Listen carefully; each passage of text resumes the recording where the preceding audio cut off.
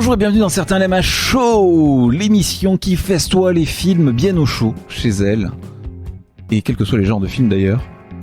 Aujourd'hui un épisode spécial, vous l'avez vu dans le titre, un épisode spécial Festival Gérardmer 2021, en direct, un déloc spécial depuis le salon de Thierry. Et du coup c'est le premier véritable épisode à chaud, entièrement, depuis la fermeture des salles. C'est ça, c'est un épisode à chaud, au chaud, c'est-à-dire qu'on voit... non, c'est pas vrai parce qu'il y avait After. Oui, mais bon, c'est pour ça que je dis l'épisode Il y avait entier. After 2. C'est les premiers épisodes entièrement à chaud, quasiment 98%, 95% à chaud. À au chaud, au à chaud, Exactement. à au chaud. Évidemment, vous voyez, expérimentation, il fallait des films, pas expérimentaux, mais d'un certain genre, des films fantastiques, des films science-fiction, un peu comme l'état de Thierry, quand on l'enferme pendant 5 jours chez lui à regarder des films. Non, en fait, c'est sa vie de tous les jours, ça, Mon pardon. état d'esprit sans autant le renfermer que cette pièce. Ouais, c'est ça. Donc, on a mis 5 ou 6 chroniqueurs dans une pièce, on les a fait mater des films pendant 5 jours d'affilée, et on a vu ce que ça donne. Ça donne un épisode en plusieurs parties, voilà. Donc, le nombre de parties s'affiche sur le titre de cet épisode. Il y aura un petit montage, voilà, ça sera en partie. Et vous verrez, on s'est enfilé quelque chose comme 25 films à peu près, voilà. On appelle ça une enfilade en règle. C'est ça, exactement. Avec nous, vous l'entendez, on a une équipe de tueurs, une équipe de monstres même, on peut le dire. Donc Thierry, vous l'avez entendu. Oui, bonjour. Voilà. Le monstre du lectoire Marwan également est avec nous. Également. Et Neil qui nous accompagne, Neil Donson Ciné. Salut Neil. Salut. Ça va, donc bon, on t'avait déjà vu pour des... On t'a déjà vu pour un film qu'on n'a toujours pas fait paraître. Si, donc pour bon. Borat. Ah, si, Borat. Si, Borat. c'est ça. Et c'est quel plaisir. On t'a déjà eu pour Borat et on t'avait vu aussi pour La Nuée, mais La Nuée, bon, c'est un cas un peu décalé particulier. jusqu'à Pou. Voilà, donc donc 2027. on t'a au frigo aussi également. Au congèle. Donc là, c'était l'occasion de te ressortir comme ça et de te réchauffer un peu pour cet épisode. Évidemment, ce ne sera pas tout puisque d'autres membres de l'équipe nous rejoindront. Éléonore, bien sûr, sera là, mais également Ellie, bien sûr, l'incontournable, ainsi que des invités, Léa de Fucking Cinéphile ou bien Lily du blog Livivite. Que d'aventures, que d'émotions, on va vomir, on va voyager dans l'espace, on va arracher des kystes, bref, des chats, des monstres, des robots. Billy Zane. Billy Zane. Des nanars de l'animation, du bien exprès, du bien pas exprès. Et Greg Sestero aussi. Greg Sestero Ouais. qui viendra faire coucou quelque part. On aura de tout pour se faire plaisir. Du français, du russe, du canadien, de l'américain, du coréen. Eh oui. Oh oui. On va se faire plaisir. Ça va être la régalade. Et ça commence maintenant. Have you ever done anything like this before? I've never done this over Zoom. Obviously, we're not physically together, but there's no reason why Spirit can't communicate over the internet. Nothing's gonna happen. Visualize us sitting in a circle. Spirit, we invite you to use us to pass on any communication. Is there anyone there? Please come forth. Alors on commence, on est en petit comité. Voilà, vous avez entendu la voix de Thomas qui a présenté l'émission, mais là il est pas là pour l'instant. On est à 3, je suis avec Marwan et Neil. Recoucou les gars. Thierry, Bah ouais, c'est hein. Thomas Ouais. qui te Recoucou. parle. Alors c'est bizarre, il se passe quand même des choses étranges. Bon oui, le montage va être un peu C'est étrange, la on est quand possession. même tous là, mais pas là en même temps. Non, mais- Certains ont vu des films, d'autres non. Non, mais il est le podcast est possédé, c'est pour Le ça. en podcast est possédé parce qu'on va parler d'un film de possession, tu as bien raison. On Pour va ça. lancer ça tout de suite. On a commencé par Host. On s'est dit qu'on allait commencer par un film très court qui était en compétition et qui faisait 54 minutes au compteur, 1h02 en réalité. Qu'est-ce qui pouvait mal se passer? Bah, le film, j'ai envie de dire. On va en parler. Donc, Host de Rob Savage. Donc, c'est un Shudder original. Shudder étant, on va dire, l'équivalent presque de Shadows aux États-Unis, qui est donc une plateforme spécialisée. Parle aussi dans le micro, Thierry. Ah. Alors, Thomas ne présente pas, il a la technique, mais parle dans le micro, s'il te plaît. J'ai pas vu le film, donc je vous fais entièrement confiance, mais parlez dans le micro.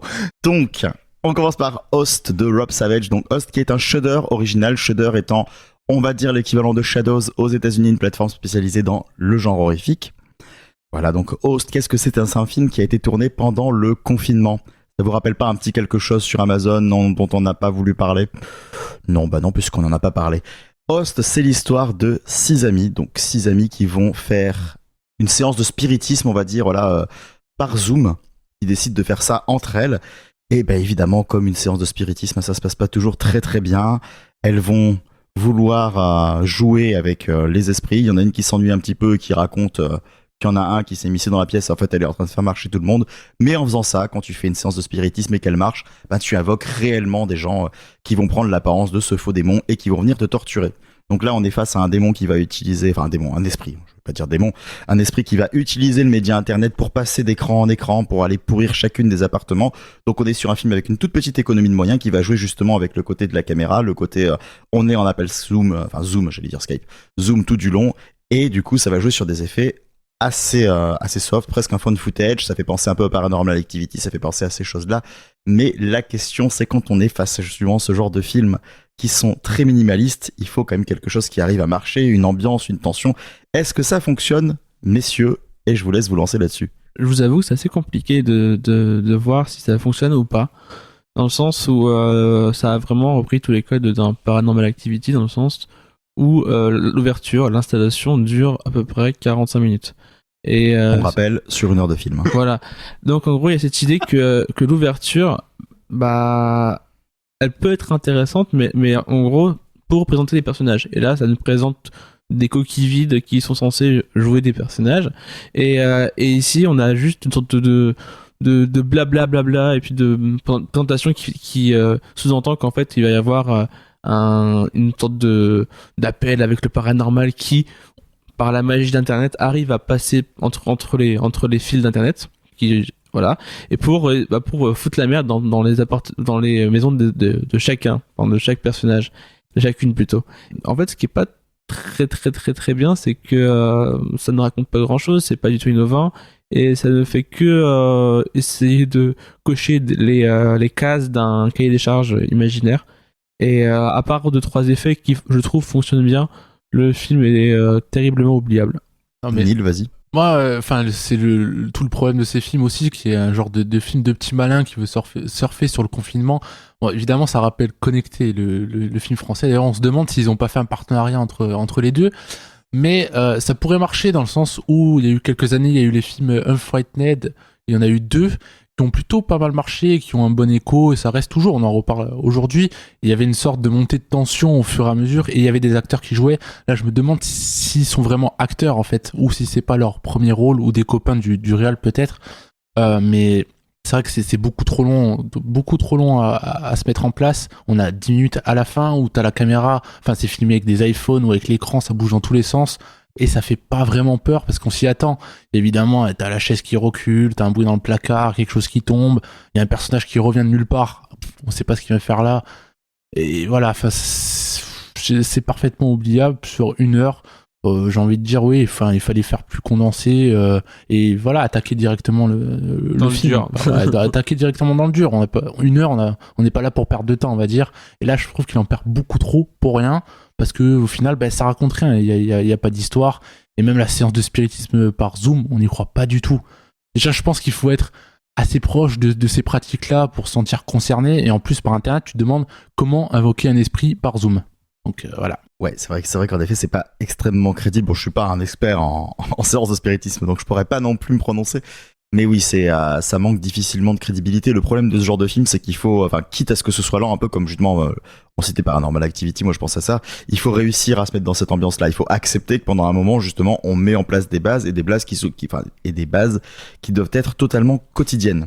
Le problème, c'est que si on n'arrive pas à adhérer à ça, au moment où ça va vraiment démarrer, on n'arrive pas du tout à s'impliquer dedans. Et moi, c'était déjà fini.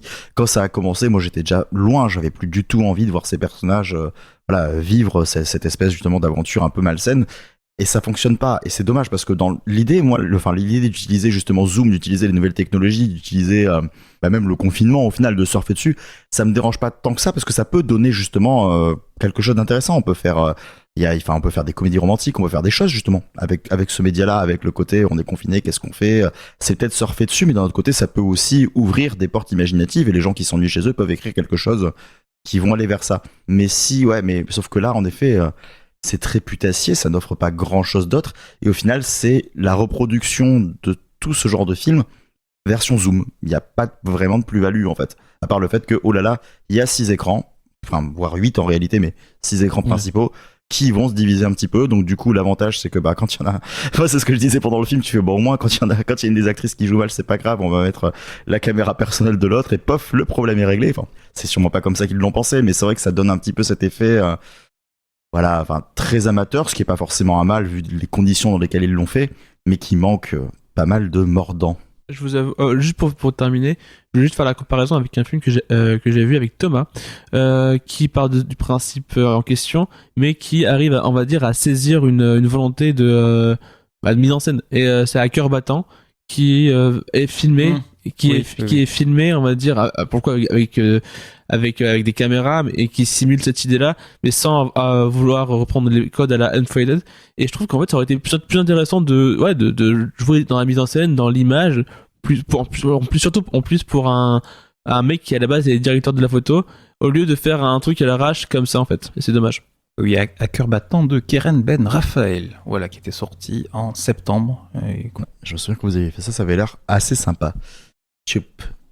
Voilà, bon, j'imagine qu'on n'a pas, pas grand chose d'autre à dire, je pense. Dessus, alors écoute, on va passer au deuxième film du coup que nous avons vu. En attendant Thomas, voilà. Au lieu de Godot, nous attendons Thomas.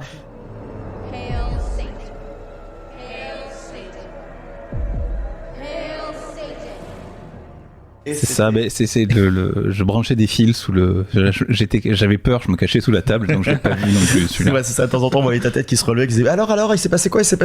Ah non, c'est trop pas franc. Mais vu qu'il se passait plus rien, c'était fini. Anything for Jackson, donc c'est un film de Justin G. Dick.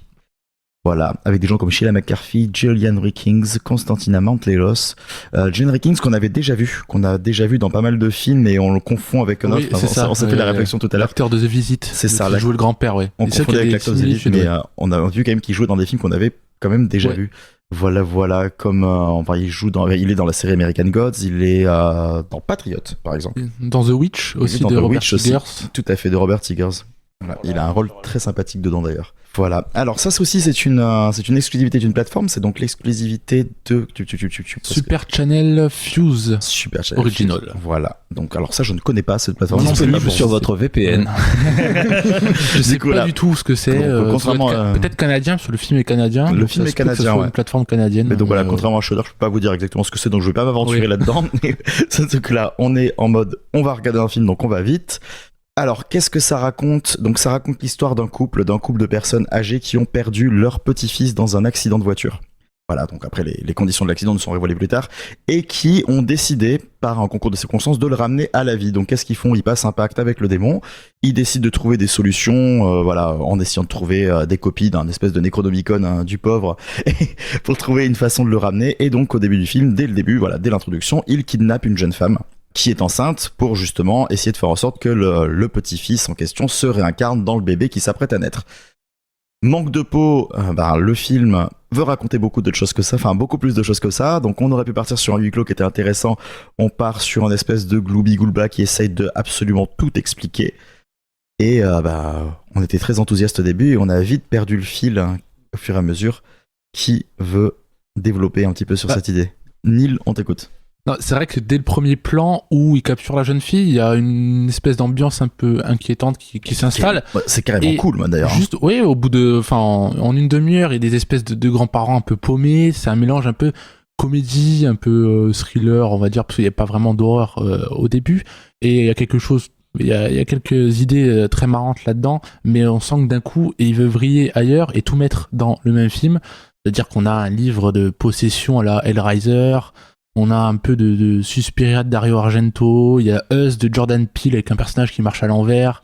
Ici, il prend des idées à droite à gauche, il fourre ça ensemble, avec un casting qui, alors bizarrement, quand il s'agit de parler, qui jouent assez bien, on va dire qu'ils sont très corrects, mais dès qu'il faut jouer dans l'exécution des dialogues, c'est vrai qu'il n'y a aucun problème, et dès qu'il s'agit de jouer de l'émotion alors là, pure, t'as l'impression que c'est Commedia dell'arte, il leur dit allez-y, donne tout. Et là, personne, il en fait des caisses au niveau du visage, c'est assez insupportable, je trouve. Il y a des plans qui m'ont beaucoup fait penser à l'impressionnisme allemand. Et justement, ces espèces de plans fixes, très sombres, où justement le personnage doit montrer une émotion, donc il va la pousser à fond.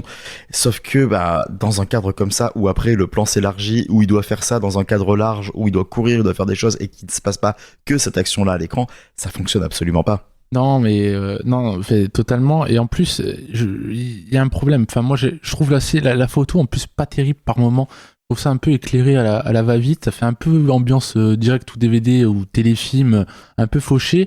Et après, bon, quand on voit le réal et quand on regarde un peu ce qu'il a fait derrière, c'est vrai qu'il a fait pas mal de comédies de Noël ou des trucs un peu comédie romantique. Je crois que c'est sa première incursion dans l'horreur. Et tu sens que derrière, voilà, il a regardé tout un amas de films. Il s'est dit, bon, allez, je vais prendre ça, je vais mélanger un peu à ma sauce. Ça donnait quelque chose de drôle, qui se prend pas au sérieux. Mais par moment, tu penses qu'il pas vraiment, prend un peu au sérieux. Ouais. Moi je pense à la première scène du film qui était quand même super chouette. On voit juste donc du coup le couple dans sa cuisine en train de discuter. C'est mignon, c'est touchant comme tout. On sait pas du tout vers quoi ça va aller. Là ils font ça y est, elle est arrivée, venez, on y va, on va la chercher. Non, la caméra s'avance dans le couloir, ça a toujours pas coupé. Et là on voit les vieux qui commencent à assommer cette fille devant, alors qu'ils sont contents de la voir. Et on se dit merde, ça part là-dedans. Et on rigole. Et il y a plein de passages, il y a des espèces de flashbacks où justement on voit le médecin qui discutait avec elle dans la salle d'attente quand elle venait, dans son cabinet quand elle venait le voir justement pour lui parler de sa grossesse, où le mec envoie à sa femme c'est bon, j'ai trouvé un autre quoi. Et on se marre bien, sauf que du coup au fur et à mesure, comme tu le dis, il rajoute des éléments d'intrigue et on se dit attends, est-ce que tu prends au sérieux ou pas en fait. Et c'est vrai que tout au coup il ramène des sous-intrigues qui enlèvent ce côté absurde tout en essayant de garder des clichés qui sont censés faire rire, et ça fonctionne pas du tout. Marwan, qu'est-ce que tu en penses? Je suis possédé par le film. Non, j'en pense pas grand-chose dans le sens où ça reste un film qui, comme vous l'avez très bien dit, cherche un peu à résumer tous les clichés, tous les tenants et aboutissants de ce que peut être le film d'horreur en fait. Et évidemment, quand on parle de clichés, on y découvre un film terriblement superficiel et qui peut avoir, certes, au départ, une volonté de décalage humoristique dans la présentation des personnages, donc qui sont plutôt âgés, et à chaque fois ces décalages permettent de créer une surprise, on va dire, humoristique, mais très vite on se rend compte qu'en fait ce film a pris l'autoroute du nanar, et c'est bien dommage. Et même si dès le départ moi je n'y croyais pas du tout, mais voilà, en fait je trouve qu'il y a plein de choses qui ne vont pas, comme disait Nils. Il y a cette idée de photographie qui déconne par moment. Il y a aussi cette mise en scène qui déconne dans le sens où il utilise beaucoup trop les plans très larges, et qui des fois je trouve dessert ça peut avoir une volonté esthétique, mais souvent ça dessert le film. Et mais sinon oui, c'est un sorte de boogie boulga, mélange totalement indigeste de flashback qui ne se dit pas, qui est tellement mal monté que on ne sait jamais vraiment si c'est un flashback. La seule chose qui fait qu'on peut se rendre compte que c'est un flashback, c'est l'extérieur. C'est que le jour de l'enlèvement, il neige, donc à chaque fois on sait qu'on est dans le présent parce qu'on voit qu'il neige, et autrement on le voit pas, et puis c'est jamais vraiment présenté. Donc voilà, c'est vraiment un film de festival. C'est quelque chose de très difficile, on va dire. Ça a du mal à s'élever, ça a du mal à montrer quelque chose d'original, et voilà. Donc c'est oubliable au possible.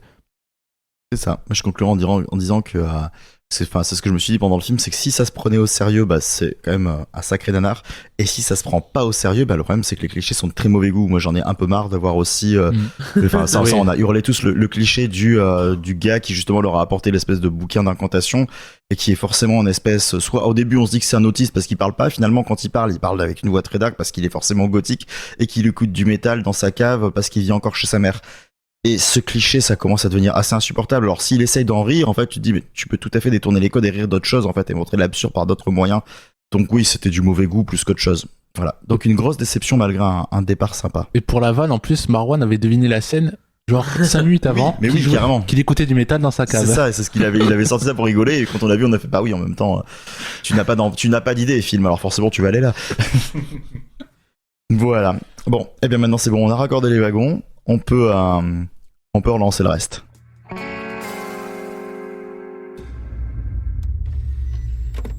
Interface is active and we're at full power.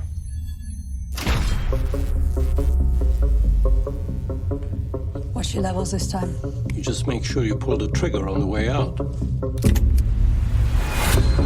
After initial binding, you'll be locked in, with no loss of control permitted during this performance. We can't afford any mistakes on this one. Ready? Toujours dans la compétition, Possessor, deuxième long métrage de Brandon Cronenberg. Oui, le fils de David. Film d'1h43 avec Andrea Riseborough, Christopher Abbott, mais également Jason Leigh et Sean Bean. Il y a des morts dans l'histoire, je ne dis pas qui y passe. C'est trop facile. Oui, c'est trop facile. Bon, Rien qu'au nom, on devine. Bon. On suit Tasia Vos, qui est une agente au sein d'une organisation secrète qui utilise une technologie neuronale pour, à partir d'un implant dans le cerveau, prendre possession d'un corps et commettre des assassinats au profit des clients très riches.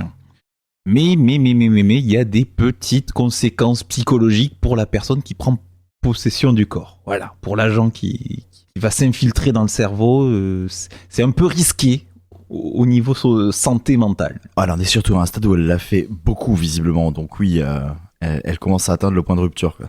En effet, donc petit point de rupture, en effet, et donc cette mission sera la dernière, ou pas, on ne sait pas. Mais en tout cas... elle ne va pas en sortir indemne. Je suis avec Thierry et Neil. Vous avez entendu Coucou. Thierry? Oui, on l'a trop entendu déjà. Oh là là. Votre avis sur ce film, s'il vous plaît, messieurs? Neil? Moi, c'était un film que j'attendais beaucoup parce que j'avais bien aimé le premier film de Brandon Cronenberg qui était Antiviral, qui avait sorti en 2012. Ça fait quand même 6 ans qu'on l'avait pas revu. 9. 2009 ? Non, c'était 2012. Tu viens de dire c'était 2012, donc ça fait 9 ans. Oui, pardon. C'est vrai, je ne sais pas compter en plus. Non, ça faisait 9 ans qu'on l'avait pas revu, et au vu des premiers visuels, on sentait qu'il y avait une patte graphique assez marquante et qui contrastait avec son premier film qui était très blanc, très clinique, donc qui se passait en même temps dans une espèce de laboratoire où il était aussi question d'extraire les maladies de corps de célébrités pour les injecter, pour ceux qui étaient fans de ces personnes, de les injecter et subir la même maladie que les célébrités. Des belles choses en somme. Oui, qui était un film extrêmement radical, pas forcément abouti, et il voguait un petit peu trop vers les obsessions de son papa, notamment dans ses premiers films. Et là, quand on lance Possessor, on voit que dès le début, il essaie de s'en détacher. Il y a la photo qui est très chaude, qui contraste beaucoup avec son premier. Et c'est un mélange assez étrange entre science-fiction, thriller un peu... thriller, quelque chose d'assez hypnotique. Il y a un petit côté même, je dirais, Assassin's Creed, dans le fait de prendre un corps pour devenir un assassin et aller assassiner des victimes. Ouais, c'est quelque chose d'assez étrange. On a un sentiment bizarre devant certaines scènes qui paraissent très expérimentales, notamment quand ils prennent possession des corps. Il y a des visions qui apparaissent devant l'écran, des visages qui se décomposent. C'est assez malsain, mais en même temps très, très graphique. C'est-à-dire que la violence qui est montrée, elle n'est pas là juste pour dire, regardez, il y a du sang qui explose. Non, il essaie d'esthétiser ça pour montrer que, par exemple, on peut montrer de la violence sans forcément dégoûter la personne qui est en face. On ne sent pas non plus tourner les yeux devant une scène de meurtre.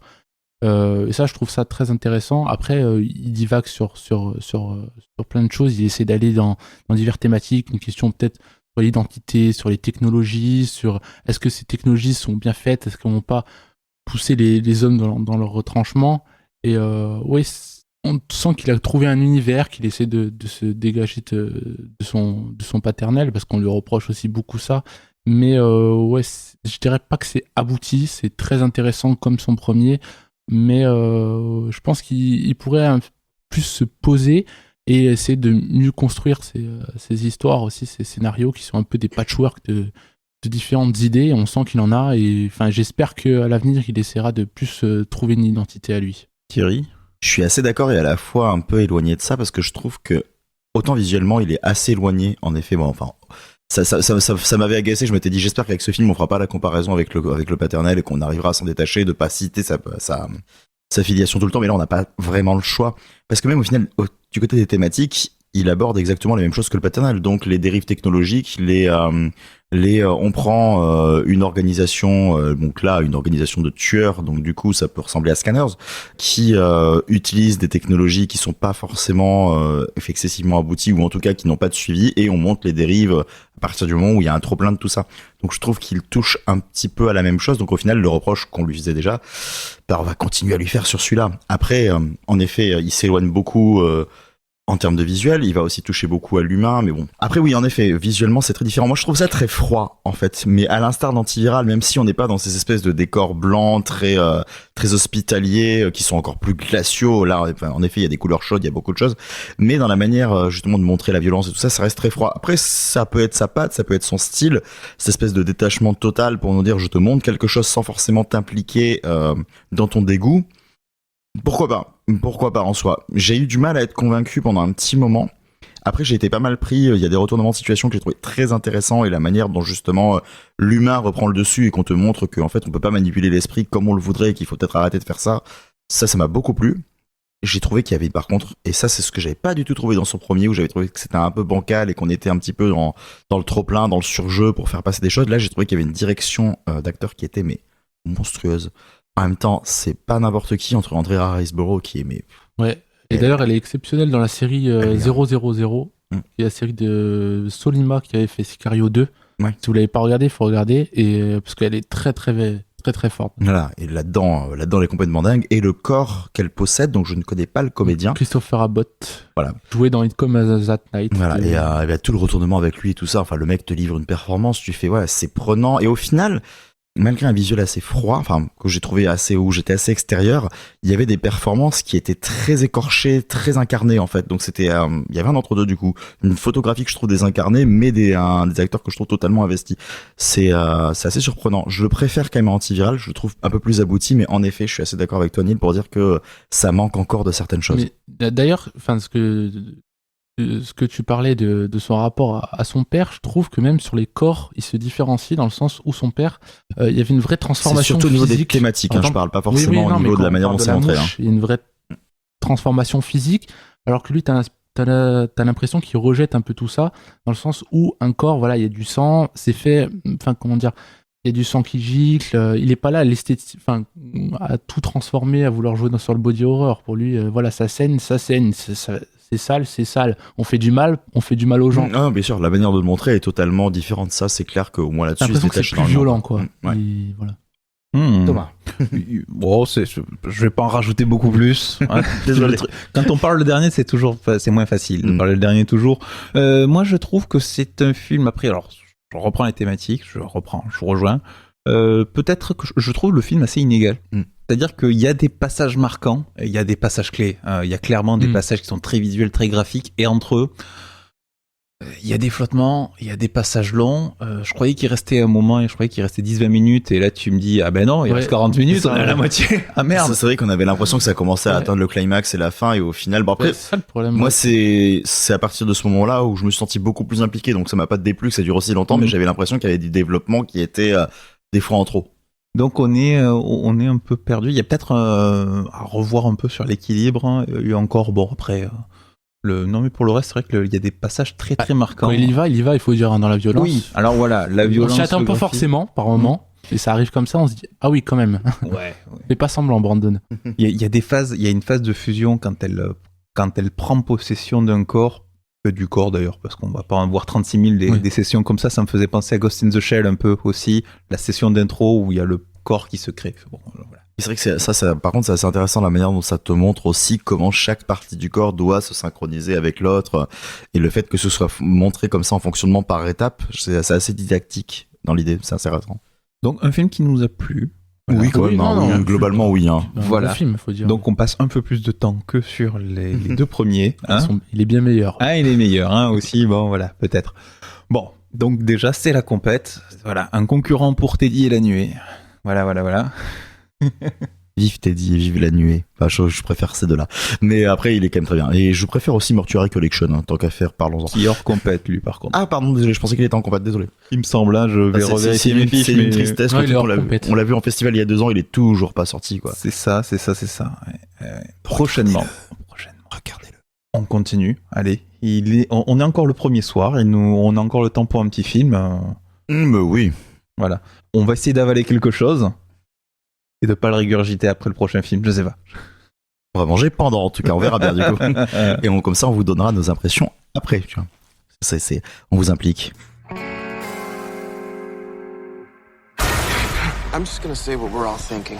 This place is haunted. Everything we experience, it's what the Nazis did to the family that lived here. Let's get out of this house. If you leave, you die! Allez, dernier film de cette première journée. Et pas des moindres. Et pas des moindres, oh là là, on s'est vraiment fait plaisir. Ça, c'était un beau choix. Je voulais me faire plaisir, je voulais un film. Alors, j'ai vu qu'il y avait un film avec des soldats américains et des nazis, et on n'a pas été déçus.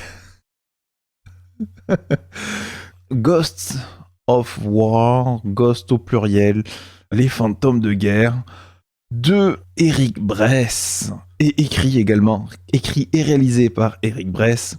Eric Bress, connu pour L'Effet Papillon, dont il est scénariste, KLXY aussi, merveilleux, toujours scénariste et créateur. Et même Destination Finale. Exceptionnel. Voilà. 2 et 4. Voilà. Là, je viens de citer que des trucs qu'on a plus envie de revoir. Alors, dans le 2, moi, j'ai bien aimé le 2. Par contre, le 4, je l'ai pas vu. Et non, mais dans Destination Finale 4, enfin, ça reste tu sais, ce qu'ils appellent les plaisirs coupables. Là, je passe un moment sympa devant, quand même. Bon, voilà. Bon, le 4, il l'a réalisé. Le 2, il l'a que Est-ce écrit. que c'est pour le scénario? C'est parce que c'est rigolo. En même temps, il y en a plein qui pensent que L'Effet Papillon est un bon film. Donc, bon, à partir de là... Il a réalisé L'Effet Papillon. Voilà. Ah. Non, alors voilà, il a scénarisé Destination Finale 4 et 2. Et il a réalisé L'Effet Papillon 2004. Et donc ce film-là, Ghosts of War, dont nous parlons, qui est hors compétition. En 2021. Donc il a fait un film 17 ans plus tard. Preuve qu'on aime bien le laisser derrière une caméra. Voilà. Alors du coup, bon, je regarde sa fiche IMDb vite fait. Il y a un gros trou entre 2009 et aujourd'hui. Il s'est cherché, il a pensé, il a réfléchi au scénario. Il a travaillé le scénario d'aujourd'hui. Ouais, en même temps, c'était compliqué. Il fallait quand même réussir à caler plein de trucs pour que ce soit cohérent, tout ça. Elle va être très très dure cette émission. Donc ouais, Ghost of War avec que des super noms à l'affiche. Brenton Thwaites, Kyle Gallner, Alan Ritchson, Theo Rossi, Skylar Hastings, Billy Zane aussi. Billy Zane, le retour. Bon, un film magnifique, tout sur fond vert, avec des Jays américains qui doivent aller dans une maison hantée nazie. On sait pas trop pourquoi. Ils doivent la garder, mais on sait pas trop pourquoi non plus. Non, c'est pas trop. Ils arrivent devant par hasard en plus. Et heureusement, si on n'a rien compris, il y a un twist dans le film qui vient nous expliquer que si on n'a rien compris, c'est normal, c'est fait. C'est ça. Et on fait tout à l'envers après. Il y a quand même un moment où tu donnes des grosses explications sur le film. Tu fais, mais alors du coup, pourquoi vous avez fait ça vu que ça n'a absolument aucun rapport? Il y a aucune explication à ce truc, c'est génial. Ce film est génial. Donc, je vais mourir d'étouffement. Je suis toujours avec Thierry et Neil. Alors, faut dire qu'on l'a vu en groupe. Et une grosse force du film, c'est que entre copains, on passe un bon moment. C'est une comédie. Ce qui est génial, c'est que là, t'as l'impression qu'on est bourré, mais je t'assure, je préférerais être bourré là maintenant et enregistrer dans des conditions encore plus draconiennes. Waouh, y a rien qui va dans ce film. On commence par quoi, là, Neil? Qu'est-ce qui est... Ah mais en fait, dès le début, il y a rien qui va. Donc dès le début, le jeu d'acteur, c'est le néant. Il y a rien. C'est que des seconds couteaux de série qui viennent là. Il y a aucun charisme. Et en plus, d'un coup... Mais il y a Billy Zane. Non, mais dès qu'il arrive, Billy Zane, il fronce un peu les sourcils, il fait le méchant nazi. Non, il est pas là. Il est pas là, lui. Tu sais pas ce qu'ils lui ont dit de regarder, mais en tout cas, je pense qu'il donnait la réplique au vide. Hein, T'as la photo, tu sais pas, en fait, il y a que des fonds verts autour, c'est flou, c'est trop éclairé, c'est laid, c'est tout numérique.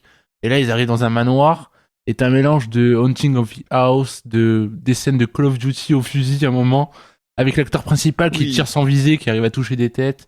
T'as The Grudge avec la baignoire, t'as de tout. C'est un foutoir complet.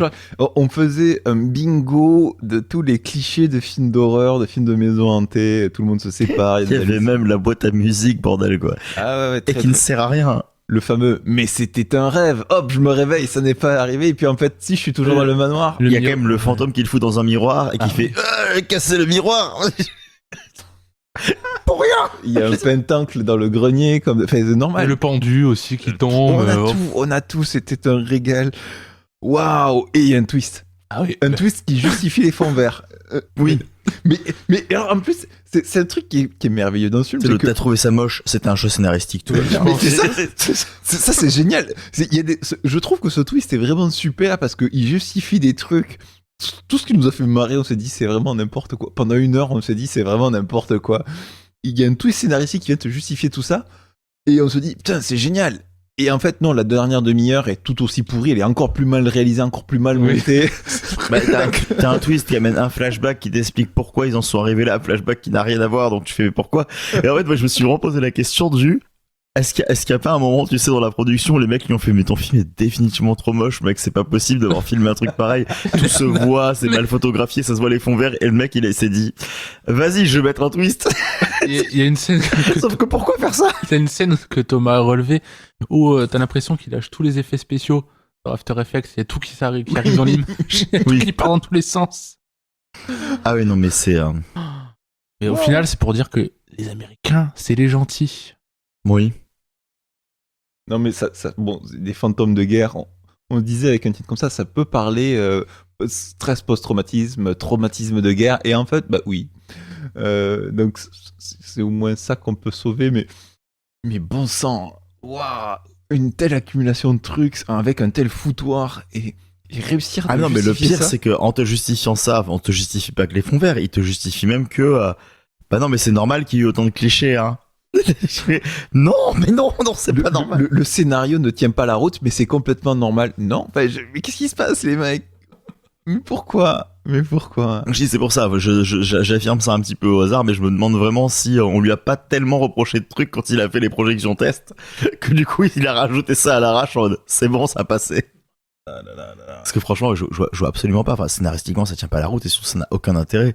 Et ça raconte rien. Et tout ce que ça pourrait amener dans la diégèse de cette famille hantée, c'est pas développé. Donc on parle pas de traumatisme. Ouais, de toute façon, de base, pourtant le pitch de soldats américains qui se battent contre des nazis dans un manoir, ça peut être complètement décomplexé. Il suffit d'une plutôt belle photo, quelques scènes un peu tendues. Et c'est trop sérieux. Voilà. Mais là, d'un coup, il y a rien qui va dès le départ. Ça fait directement téléfilm. Ça fait. Voilà, il veut, et puis il n'y a pas de côté décomplexé, étant donné que c'est quand même très sérieux, très premier degré tout du long. Oui, c'est ça. S'il se prenait pas au sérieux, ça aurait pu faire peut-être un truc un peu sympa où tu rigoles un peu. Voilà, tu te dis, bon, voilà, il a voulu le faire pour s'amuser. Là, je pense que non, il a voulu le faire pour montrer que voilà, c'était un réalisateur. Genre, je vous avoue qu'on a découvert ça, on a pris un peu ça au pif dans la liste des films, donc je ne sais pas qui a produit ça, sous quelle raison et pour sous quel mauvais prétexte on a produit ça. Mais oui, ça ne verra jamais le jour on verra jamais ça sur un grand écran. Je crois que ça sort en VOD. Oui, si ça se trouve, ce sera le premier film à la réouverture des salles. Hein. Non. Ce sera le seul film en IMAX à la réouverture des salles. 4DX. Wow. Venez voir les effets qui sont moches, mais en très très grand. Bon, bref, Fantôme de guerre, le traumatisme à portée de main. On va aller se coucher, ça va faire du bien. Non, mais oui, avec un bingo cliché des copains, quoi. Voilà. Nous, on va se coucher. J'espère que ça va justifier pas mal les choses pour demain. Le manque de sommeil, la fatigue, tout ça. Salut, c'est Thomas de Claque. Vous vous demandez comment je fais pour supporter d'aussi mauvais films en période de festival. Eh bien, mon secret est simple. Le Xanax. Alors, déjà, oui, le Xanax. Mais il faut savoir aussi que j'envoie des encore plus mauvais en vent. 100% bio, A Goodman, des hommes, des valeurs sûres qui me permettent de remettre mes niveaux à zéro et d'être beaucoup plus tolérant. C'est une bonne philosophie. On peut se le remater 100% bio là tout de suite pour demain au cas où. Putain, sans moi. Tu l'as pas vu, toi? Ah non, je l'ai pas vu moi. J'attends une grève de la rétine depuis, donc non. Deuxième journée de ce festival de Gérardmer. Et non pas Gérardmer, parce qu'on n'est pas à la plage. Gérard Plage. Mais tu sais que quand on sait pas où c'est, on se pose la question quand même. On se dit, ah ouais. Non, là c'est pas la même ville, c'est Gérard Montagne.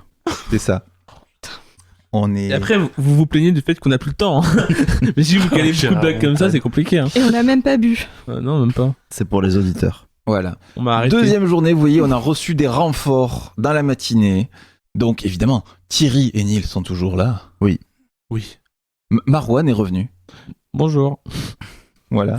T'as cherché un truc original, tu t'es dit merde, j'ai pas d'idée, je vais juste dire bonjour. Évidemment.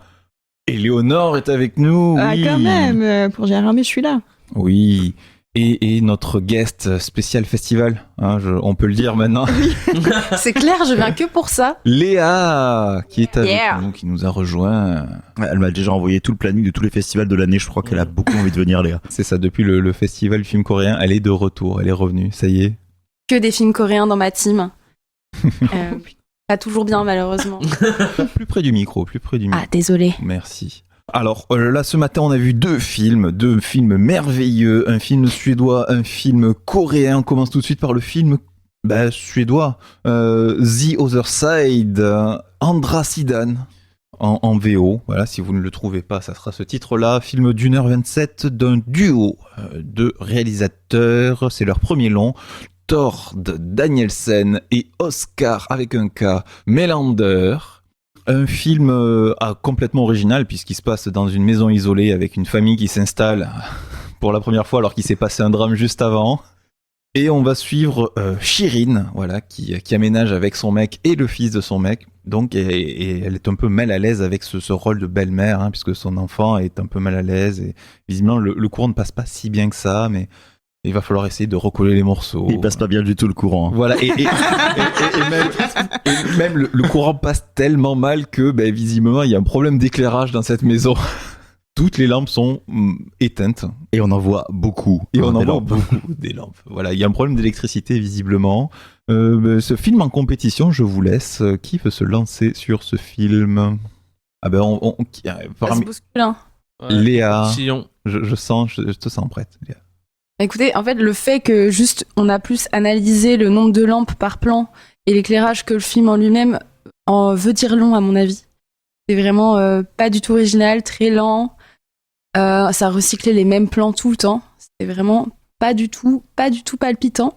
C'est vu et revu, et puis cette fin, ce climax qui n'a aucun enjeu en fait. On comprend pas pourquoi il est là. Franchement, c'était dispensable au possible. Si on l'avait pas vu en groupe, je pense que ça aurait été encore plus long à digérer. Je remercie mes camarades, mais je remercie pas ce film. Ouais, assez sec, effectivement, mais c'est vrai qu'on est un peu tous dans le même mood, je crois. J'entends quelques respirations, je crois, dans le micro, donc si vous êtes pas obligé de rester collé au micro. C'était un rire gêné, en fait. C'était un rire gêné. Marwan, toi, ton avis sur ce film? C'était bien. Non, je rigole. Non, en fait, c'était vraiment un film... en dessous de tout, dans le sens où ça veut proposer quelque chose, mais ça a été déjà fait 20 000 fois et c'est très mal fait. Puis on a l'impression que le réalisateur avait, on va dire, une idée en tête et il a voulu tout surexpliquer et ça avait aucun sens. Par exemple, il y a tous les plans méga où il y a quasiment pas de lumière, où il y a la copine et l'enfant qui vivent pendant que le père travaille. Et quand le père revient de son travail, là il y a de la lumière, il y a plein de choses comme ça qui ne sont pas forcément explicables, mais qui ne servent à rien. Le récit en lui-même est aussi assez vide. On a l'impression d'avoir un sous-shining par moment, dans le sens où oui, j'ai un sous-doigt, mais c'est sous-sol, quoi. C'est comme ouais, là, t'as creusé, t'es au fond de... mais c'est comme quand toi t'as envie d'écrire un bouquin et ton auteur préféré, je sais pas, c'est Dumas, et en fait tu t'écris un truc et ça ressemble à rien, tu vois, t'as cette idée de comparaison. T'inquiète pas, j'avais compris. Non mais voilà, c'est une fanfiction Wattpad. Moi j'ai vraiment l'impression que c'est une fanfiction, hein, c'est terrible, hein. Mais voilà, c'était vraiment nul. C'est tellement du sous-shining que tu vois, ils ont voulu recopier le plan où Danny avance sur son petit tracteur et tout. Sauf que là, en fait, ils se sont trompés quand ils l'ont mis, voilà, il y a un costume dinosaure et un espèce de tracteur de chantier dégueulasse qui sert juste à faire des trous là et qui n'avance pas, donc du coup ils se font on peut pas faire le travelling. Et même alors que le talonnage, hein, c'est terrible. Hein. Déjà, alors que la maison est grande, hein. Il pouvait faire des grands travelling derrière lui qui avance sur sa petite. Le couloir il est grand. On a beaucoup vu le couloir. T'as l'impression que t'as et en plus quand on joue avec les focales, on les tire constamment. Donc t'es là, mais quelle taille fais-tu quoi entre le grenier et le couloir? Bon voilà, je pense qu'on a à peu près fait le tour de. T'as pas fini, Marwan, tu parlais? Après, je t'avoue un truc, c'est que là, j'ai pas voulu rebondir parce que si je rebondissais, tu n'as rien à je dire. continuais encore sur 1 heure, ouais. 1 heure de, ah, puis pourquoi c'était nul? Pourquoi le mec, en fait, il montre une relation méga toxique avec sa copine. Pourquoi? Oui, parce que ça, on peut en parler aussi, Bah quand oui, même. voilà, Et par ça exemple. fait quand même partie des choses à relever. Qu'est-ce que quelqu'un veut? Parce que je vais peut-être pas te compter. Vas-y, je t'en Non, prie. ouais, parce que, il y a eu un cliché qui est extrêmement dérangeant et qui nous a tous énervés, je pense, à partir du moment où c'est arrivé. Parce que c'est quelque chose qui faisait partie, on va dire, je vais pas dire des codes, mais c'était tellement récurrent dans certaines franges du cinéma d'horreur qu'on le voyait un peu trop, mais c'est un cliché qu'on a énormément déconstruit, qu'on a beaucoup contredit, qu'on a détruit en quelque sorte et qui est plus censé se reproduire. C'est le fameux coup du la femme est toute seule avec un enfant et quand elle a des hallucinations, on préfère penser qu'elle est folle plutôt qu'à un seul moment essayer de se dire bon, on va essayer de voir ce qui se passe. Voilà, on cherche pas du tout à savoir une seule fois, on dit juste ah non, t'es forcément folle, t'es sûr que t'as vu ça? Il y a un problème, tu ramènes un enfant à l'hôpital qui est blessé, pourquoi tu l'as frappé? Et alors malheureusement, dans les films qui utilisaient ce cliché, il y avait souvent des fois des cas de maltraitance et compagnie, donc on justifie ça avec ça. Mais à un moment, c'est lourdingue, quoi. Et il y a cette espèce de relation avec son mari où le mec la traite littéralement comme une merde, alors que le mec est jamais là. Enfin, il se casse pour travailler, vous comprenez, parce que l'homme doit travailler pour ramener de l'argent à sa famille.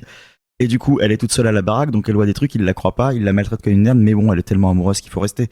Et je trouve C'était très agaçant. Et je trouve la situation absurde. Ce côté où, en gros, c'est même pas son fils. Et il y a ce côté où ils se mettent ensemble et lui il va bosser pendant toute la semaine et elle le garde. Tu vois, t'as ce côté vraiment en mode elle travaille pas, elle fait pour l'amour. Elle fait du télétravail, j'ai l'impression. On n'est pas certain, c'est pas établi, quoi. Oui, elle est sur son ordinateur, on sait pas ce qu'elle fait. Oui. Disons que c'est du télétravail, mais vu que c'est une nana, on va pas trop s'intéresser à ce qu'elle fait, c'est pas important de le développer, évidemment. Non. Enfin, ça sentait ça, quoi, tu vois, c'était très dérangeant. Pourquoi faire Tu es le réalisateur du film, Thomas, que se passe-t-il? Ce qui me fait marrer, c'est que ça fait un peu partie, c'est la nouvelle mouvance de Elevated Horror, un peu. Voilà, on sent que il a regardé les films d'Ari Aster, il s'est dit tiens, je vais faire des longs travelling en avant, tout lentement, en arrière. Ils sont deux, hein. Sur les côtés, mais c'est pareil, c'est les mêmes deux que The Lodge, par exemple, c'est un duo aussi, ils font à peu près la même chose.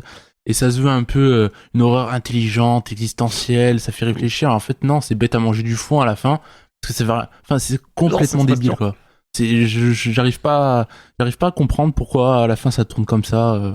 Enfin, sauf que The Lodge c'est beau quand même parce que oui, là c'était dégueulasse. Oui, et il y a une actrice qui joue très bien dedans aussi, mais là bon voilà, l'actrice est très jolie, elle a l'air très sympathique, mais derrière voilà, c'est vide. Bon, ouais, un film un peu vide, un peu creux, un peu vert, voilà, c'est comme une maison de films d'horreur sans budget. Mais ça encore, je suis pas d'accord. Enfin, non, on va revenir là-dessus. C'était une boutade comme ça. Bon, bref. Oui, non, je sais, mais on n'a pas l'air de débattre de ça. On passe au film suivant de la matinée. 의심하지 마세요. 아름다움이 완성되어지는 걸 보시게 될 거예요. 인간은 누구나 우주의 에너지를 가지고 있어요. 영혼과 우주, 그 교감. 코스가 끝나고 나면 확실한 방향을 느끼게 될 거예요. 궁극의 아름다움 그거 원했잖아. The Cursed Leçon. Alors ça c'est vraiment la version sans aucun effort, hein. Vous l'entendez en direct. À quoi on rigole avec, on rigole aussi sans. Pour que les gens comprennent, hein, voilà, The Cursed Lesson de Jun Jae-hong et Kim Joo-han. Ici sont mis à deux. Aussi. C'est le premier long de Kim Ji-yeon qui est producteur et qui était producteur avant et qui produit aussi ce film. Et c'est pas le premier pour Jin Joo-hang qui était notamment assistant de Kim Ki-duk. Ça explique certaines scènes. Peut-être. Voilà. On suit Hyo Jung, qui est une mannequin en fin de carrière, hein, visiblement, puisqu'elle commence à avoir 30 ans. Et là, c'est vraiment le début de la fin. Je te l'accorde. Enfin, c'est comme ça que c'est présenté. Déjà, oui, dans le maquina et encore plus en Corée. Donc. Voilà, donc il y a un jeunisme terrible et au moindre soupçon d'éventuel et peut-être hypothétique ride ou teint qui se fanerait, hop, c'est la trappe et on passe aux jeunettes tout de suite. Donc pour lutter face à ça, elle va s'inscrire dans un cours de yoga un peu particulier qui aurait des vertus rajeunissantes et amaigrissantes miracles. Et dans ce stage, ce séminaire, les participantes doivent atteindre le Kundalini, une sorte d'énergie ultime, et donc se rapprocher avec une énergie serpent, un animal totem. Alors que Éléonore est tabasourdie, elle se met la main devant. Ah non, mais la réalité, c'est que si jamais ils avaient vu une nouvelle cuisine de Fruit-chan, ils auraient compris que pour ne pas avoir de ride et rester jeune, il suffit de bouffer des fœtus, quoi. C'est vraiment pourquoi le yoga. J'essaie de faire une référence à un bon film, tu vois, pour qu'on s'en sorte un peu. Ça donne envie de rester belle et jeune, tout ça. Celle qui est toujours belle et jeune, elle n'a pas besoin de ça. Éléonore. Ok. Oui, comme ça, il n'y a pas de prévention, il n'y a rien. Bim. Oui, bah, que dire c'est un petit côté... Alors, déjà, moi, de base, j'adhère pas forcément trop à la photographie des films coréens, et là, c'est le cas. Enfin, c'est trop blanc, c'est trop lumineux, c'est trop... Donc, ça me plaît pas plus que ça. Mais ceci dit, tous les 3/4 du film, au début, il y a un côté très what the fuck qui, quelque part, est assez plaisant. Il y a un espèce de twist au milieu, on le voit pas venir, où t'as des scènes qui sont limite pornographiques. Et pourquoi pas, finalement c'est une performance. C'est voilà. Qui avec un espèce de yoga jusqu'au boutiste, on va dire. qui fonctionne pas si mal. Qu'est-ce que sinon, ça reste des thématiques, je trouve qu'on a un petit peu trop déjà vues. Surtout dans dans la sélection Gérard May de cette année, il y a un film coréen qui parle à peu près du même sujet, mais pas forcément exactement de la même manière. Donc bon, c'est un peu dommage d'avoir un petit peu 2 fois le même type de film. Oh là là, il y en a qui ont pris de l'avance sur les autres dans les films. Oh là là. Et ouais. C'est pas collectif, ça. Mais alors, en fait, je l'avais vu à l'étrange, donc c'est pour ça. Sinon, la fin est absolument ridicule. C'est une atrocité. Il surexplique ce qu'on vient de voir, alors qu'on aurait pu avoir une espèce de mystère autour de tout ce qui s'est passé dans cet atelier de yoga extrême. Et non, ils expliquent tout de A à Z, même des choses qu'on n'a pas envie de savoir. Ils expliquent quel type de plante, machin truc, limite ils ont regardé sur Wikipédia ce que ça faisait pour être bien sûr, et ils l'ont écrit dans le scénario. Ça n'a pas de sens. Mais ceci dit, on va dire les 3 premiers quarts d'heure se regardent très très bien, ils sont assez rigolos. Quelque chose à rajouter, Neil? Je vois ton regard un peu perdu, perplexe face à ce film. Non, parce que je trouve ça avait plutôt bien commencé. Il y avait une ambiance un peu malaisante. On savait pas trop où ça voulait aller. Un genre de cours de yoga un peu étrange, avec des boissons bizarres. On sait pas trop si c'est de l'hallucination, s'ils sont vraiment méchants. Et puis bon, il y a un petit côté, Suspiria de Dario Argento dans le monde de la danse, dictat du corps, des éclairages un peu à la Vinnie Griffin sur The Neon Demon, j'ai trouvé aussi. Et là, d'un coup, après, comme l'a dit Léo, ça part un peu dans tous les sens. On sent qu'ils veulent raccorder ça un peu avec des mini bouts de ficelle qu'ils ont dû trouver par terre sur le tournage pour dire, tiens, on va prendre cette scène. Il y a les montages qui marchent pas trop. On se perd un peu au niveau des personnages. Donc après, il faut essayer de chercher d'où ça vient. Après, on dit, ah oui, non, mais c'est un triple ou quadruple climax. Au final, on se dit, bon, il était temps que ça se termine, alors qu'il y avait une plutôt bonne idée de départ. Petite déception, ce film-là. Ouais, ça fait plof, quoi. C'est ça. Mais tu faisais la référence à Suspiria, c'est clair que moi je vois plus la version de Guadagnino, tu sais, avec le passage dans le bureau où Tilda Swinton se sent obligée de t'expliquer le film, tu vois, là c'était un peu pareil. Et mais sauf que leur scénario est tellement compliqué. C'est tellement complexe que même quand il te l'explique, t'es là, tu t'es encore perdu alors que le mec te l'explique de A à Z. C'est assez fou. Mais moi au début j'ai extrêmement peur. Parce que, alors attention, je vais dire un truc pas gentil. Parce que quand on voyait la première scène de sexe avec le serpent de sa machin, et en plus on nous parle de ces personnes qui sont totalement frustrées par leur apparence, mais ils appuient pas tant que ça dessus aussi. Je suis un peu seul dans la vie, je suis un peu déprimé, ça va pas du tout, machin. Et vraiment, j'étais là en mode, est-ce que film, tu es en train de me dire, mesdames, contre la dépression, un petit coup de bite? C'était tellement ça. J'ai tellement peur que ça aille là-dedans. Tellement ça. Alors, la première scène de cul, ça a l'air d'être plutôt cool. Par contre, les suivantes, ça n'est pas du tout. Mais dès la première, parce que dès la première, tout à coup, elle est détendue, la nana se met à être heureuse et tout ça. Bon, après, ça part vraiment méchamment en couille. Et presque heureusement, parce qu'au moins, ça part pas là-dessus. Et ce qui est agaçant, c'est que ça touche à des thématiques qui sont très inhérentes au cinéma coréen, qui sont très intéressantes, parce que c'est une société qui a un énorme problème avec son apparence, qui a un énorme problème avec la jeunesse. Il y a quand même énormément de pourcentage de la population qui fait de la chirurgie esthétique, déjà pour ressembler à des codes de beauté européens, aussi par rapport aux yeux, par rapport à plein de choses, mais aussi parce que, il faut pas vieillir, parce que c'est, voilà. Et donc, traiter de ça, c'est tout à fait logique dans leur société, et le critiquer, c'est hyper intéressant. Cette espèce de recherche de la juvénilité constante.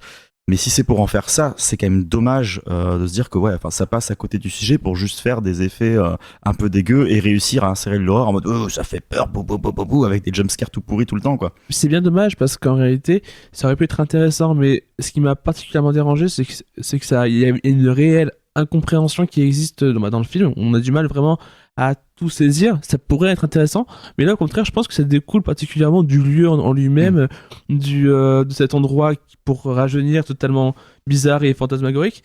Et en fait, le problème majeur pour moi, c'est que je n'ai pas l'impression que cet endroit-là existe.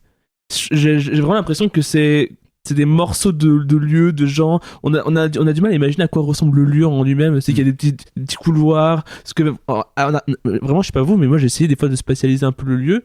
Et c'est très compliqué. T'as ce côté où, ok, t'as cet endroit-là, t'as ça.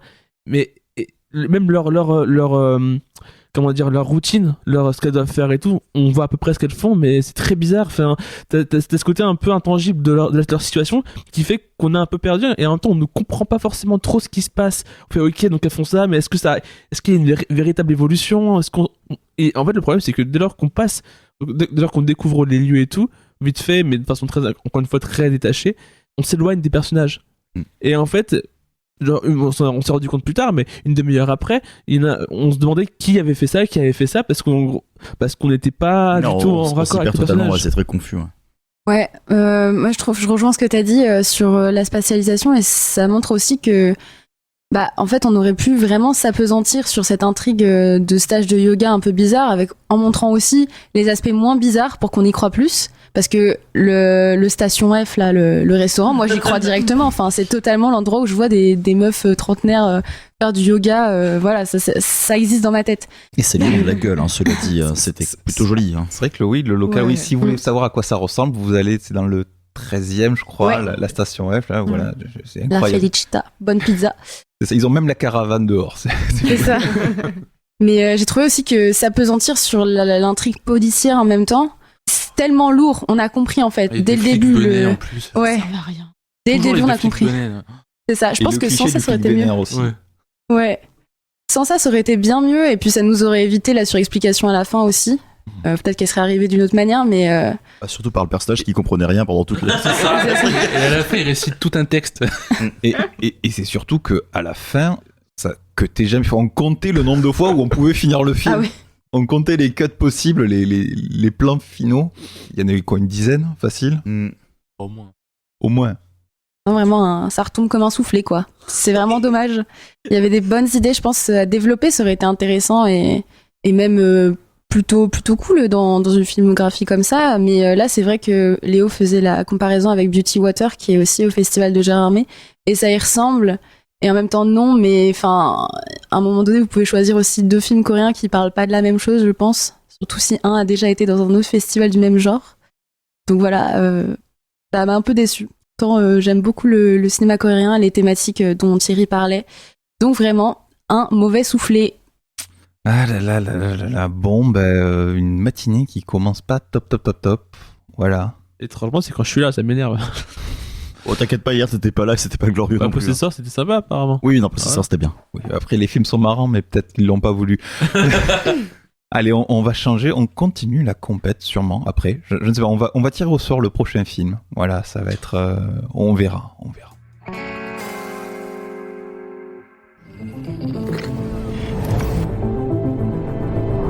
I'm working on something to bring you back. They've never managed to connect to computers of the archive before. I waited a long time, and then I saw something. It was you. On va dire à la fin pour Thierry. Alors à la fin, ils partent tous. Alors à la fin, c'est ça. Et à la fin, on apprend que lui aussi, c'est un robot. On l'avait pas vu venir. On l'avait pas vu, celle-là. Petit film hors compétition. Cette fois-ci, un film britannique, Archive ou Archive. Film de Gavin Rothery. Enfin, il y a le TH en fait. Voilà. Bon, bref. Donc, Rothery, voilà. Voilà, si vous voulez. C'est son premier long. Il est un peu partout. Il est au scénar, il est à la réal, il est à l'animation, aux effets spéciaux. Il est un peu partout. Voilà. Avec en acteur Theo James dans le premier rôle, qui joue un scientifique dans une base isolée au milieu de la forêt, et il construit des robots. Voilà. Georges Clooney, en fait. Il est roboticien, exactement. Pas loin. Pas loin. Il a pas la barbe. Scientifique, roboticien dans un laboratoire isolé, il est tout seul à construire des robots. Des robots à la motricité vraiment nickel. Et qui sont quand même de plus en plus perfectionnés. Jusqu'à un qui soit... Il y a un cap qui est pas très... qui est plus que passé entre deux. C'est ça, il y a un robot carré, puis le robot d'après, il est humanoïde, voilà, et carrément. Et il ressemble beaucoup à sa femme. Oui, ça alors. Voilà, donc le scientifique joué par Theo James. Voilà, le beau gosse Theo James. Ça se discute. Ouais. Le vrai beau gosse du film, c'est Stacy. Voilà, et sa femme, c'est Stacy Martin, ou Martine, ça va. Elle est franco-britannique, donc suivant de quel côté de la Manche vous êtes. Ça dépend, est-ce qu'on dit Eva Green ou Eva Green? En vrai, non, l'explication est intéressante. Vas-y, Thierry. C'est Eva Green, son père est suédois. C'est suédois, c'est pas anglais en fait. Il nous l'a dit à chaque fois. C'est pour ça. Ah là, vous me posez la question, je réponds. C'est moi qui pose la question. Et j'en apprends tous les jours avec ce podcast. C'est magnifique. Ah oui, c'est un macho. Voilà. Et on a même Toby Jones qui passe faire un petit coup. Oh, oui. Toby Jones, pourquoi j'étais pas là? Qui joue un espèce de nazi du futur. Quand est-ce que Toby Jones ne joue pas un nazi? Ouais, je te jure. Donc un film de SF, un film léché, un film très beau avec pas mal de fonds verts, bon ça faut pas se cacher. Oui, c'est dommage. C'est dommage. Et Marwan, alors toi, est-ce que tu es content de ce film? Je suis particulièrement content de Stacy Martin, mais plus sérieusement, je trouve que le film est vraiment très intéressant dans le sens où il aborde énormément de sujets assez passionnants, de thématiques vraiment, pour le coup, qui me font frétiller comme un petit poisson dans l'eau. Et... c'est Stacy en fait. Hein. Non, c'est le film. Dans le sens où ça aborde avec, on va dire, avec grand plaisir et avec aisance la question de l'intelligence artificielle, mais plus dans la filiation, on va dire, créée entre le créateur et les robots, ou bien ouais, encore une fois, on se concentre sur cette idée de retrouver, on va dire, l'être aimé à travers le robot. Et c'est des sujets qui sont assez, on va dire, assez faciles, enfin assez connus, mais qui dans ce sujet-là, je trouve, propose des choses vraiment très intéressantes. Parce qu'il y a une ambiance un petit peu à la Ex Machina où ça commence dans une sorte de huis clos immense. Et en fait, ce que je peux, on va dire, déplorer, c'est le budget qui va se faire ressentir sur les fonds verts en particulier. Oh, on a parlé de ça, mais c'est surtout quand on est en extérieur, quand on est dans la base, ça se passe très bien. Non, mais c'est ça. Parce que vraiment, la direction artistique est vraiment impressionnante. Vraiment, j'étais assez émerveillé par tous les détails, par tout le travail. J'y croyais, je voulais en savoir plus. Et vraiment, il y a vraiment c'est dommage. Je trouve qu'un scénariste aguerri ou un réalisateur aguerri avec ce sujet-là aurait pu faire un truc, mais démentiel. On sent vraiment tout le potentiel du film. Mais ça reste sympathique mais ça ne dépasse pas, on va dire, l'espérance du début. Léa, je rejoins assez Marwan dans le sens où il y avait vraiment plein de bonnes idées. Vraiment, on passe un bon moment quand même. Je pense qu'en contraste avec les autres films qu'on a vus aujourd'hui, c'est assez flagrant. C'était intéressant aussi dans la manière de présenter les relations entre les robots et l'humain. Vraiment, j'ai trouvé ça assez original. Je pensais pas voir un homme toxique comme s'il était toxique avec son ex et sa side chick avec des robots. C'était pas mal. Franchement, ça c'était bienvenu, je pense. Après, bon, on a cette fin, on va dire un peu déroutante, mais bon, bienvenue quand même, ça va. Donc ouais, globalement assez bien surprise et j'ai assez aimé ce film. Et surtout pour Stacy, je vais pas mentir. Vraiment. Reviens quand tu veux, en France notamment. Neil.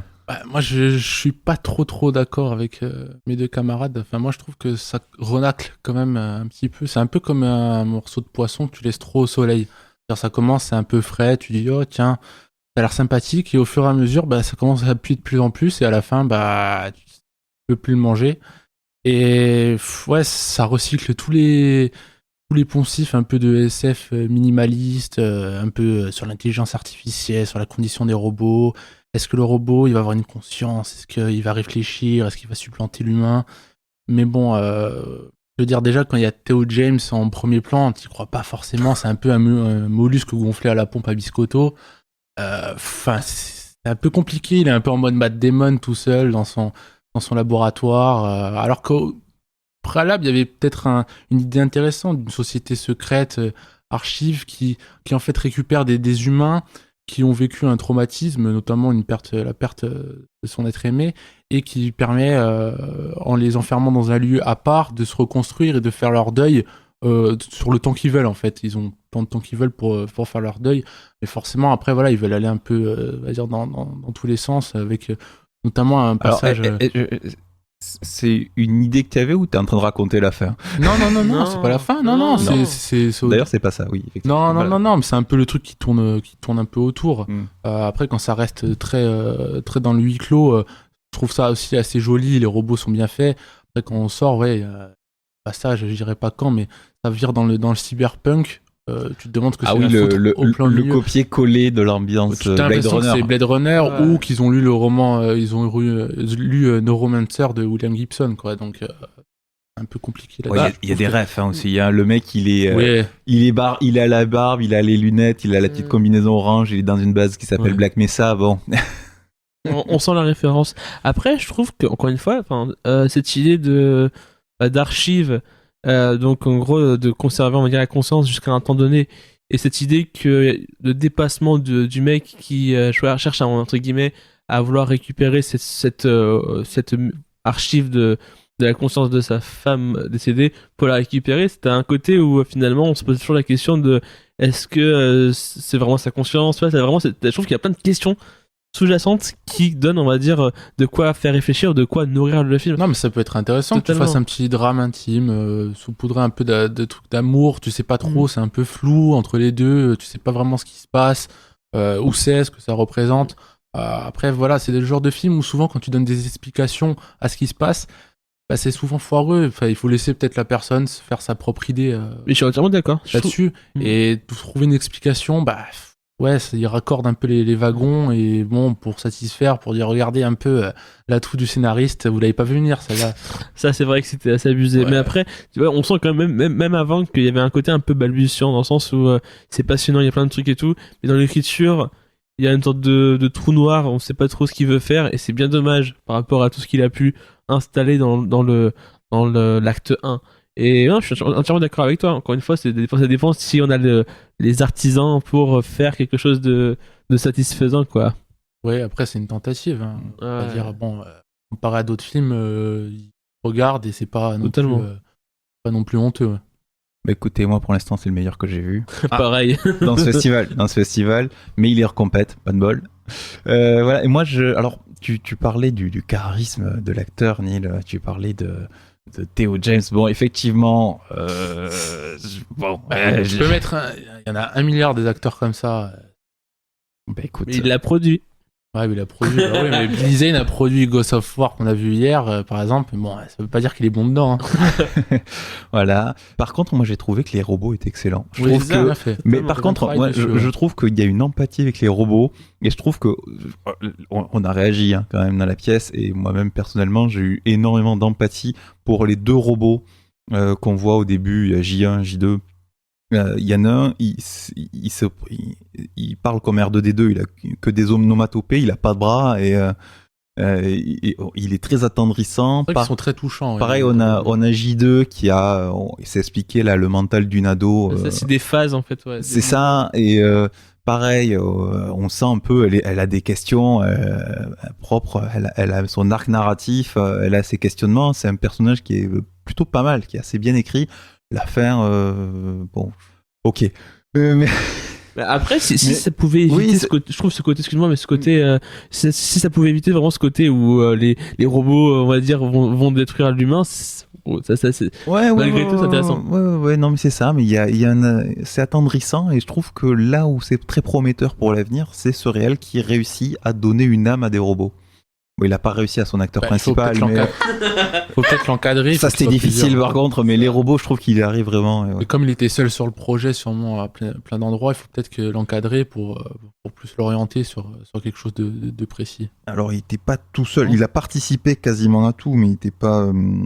C'était un youtubeur avant. Non, c'est vrai, je te rejoins complètement sur l'empathie.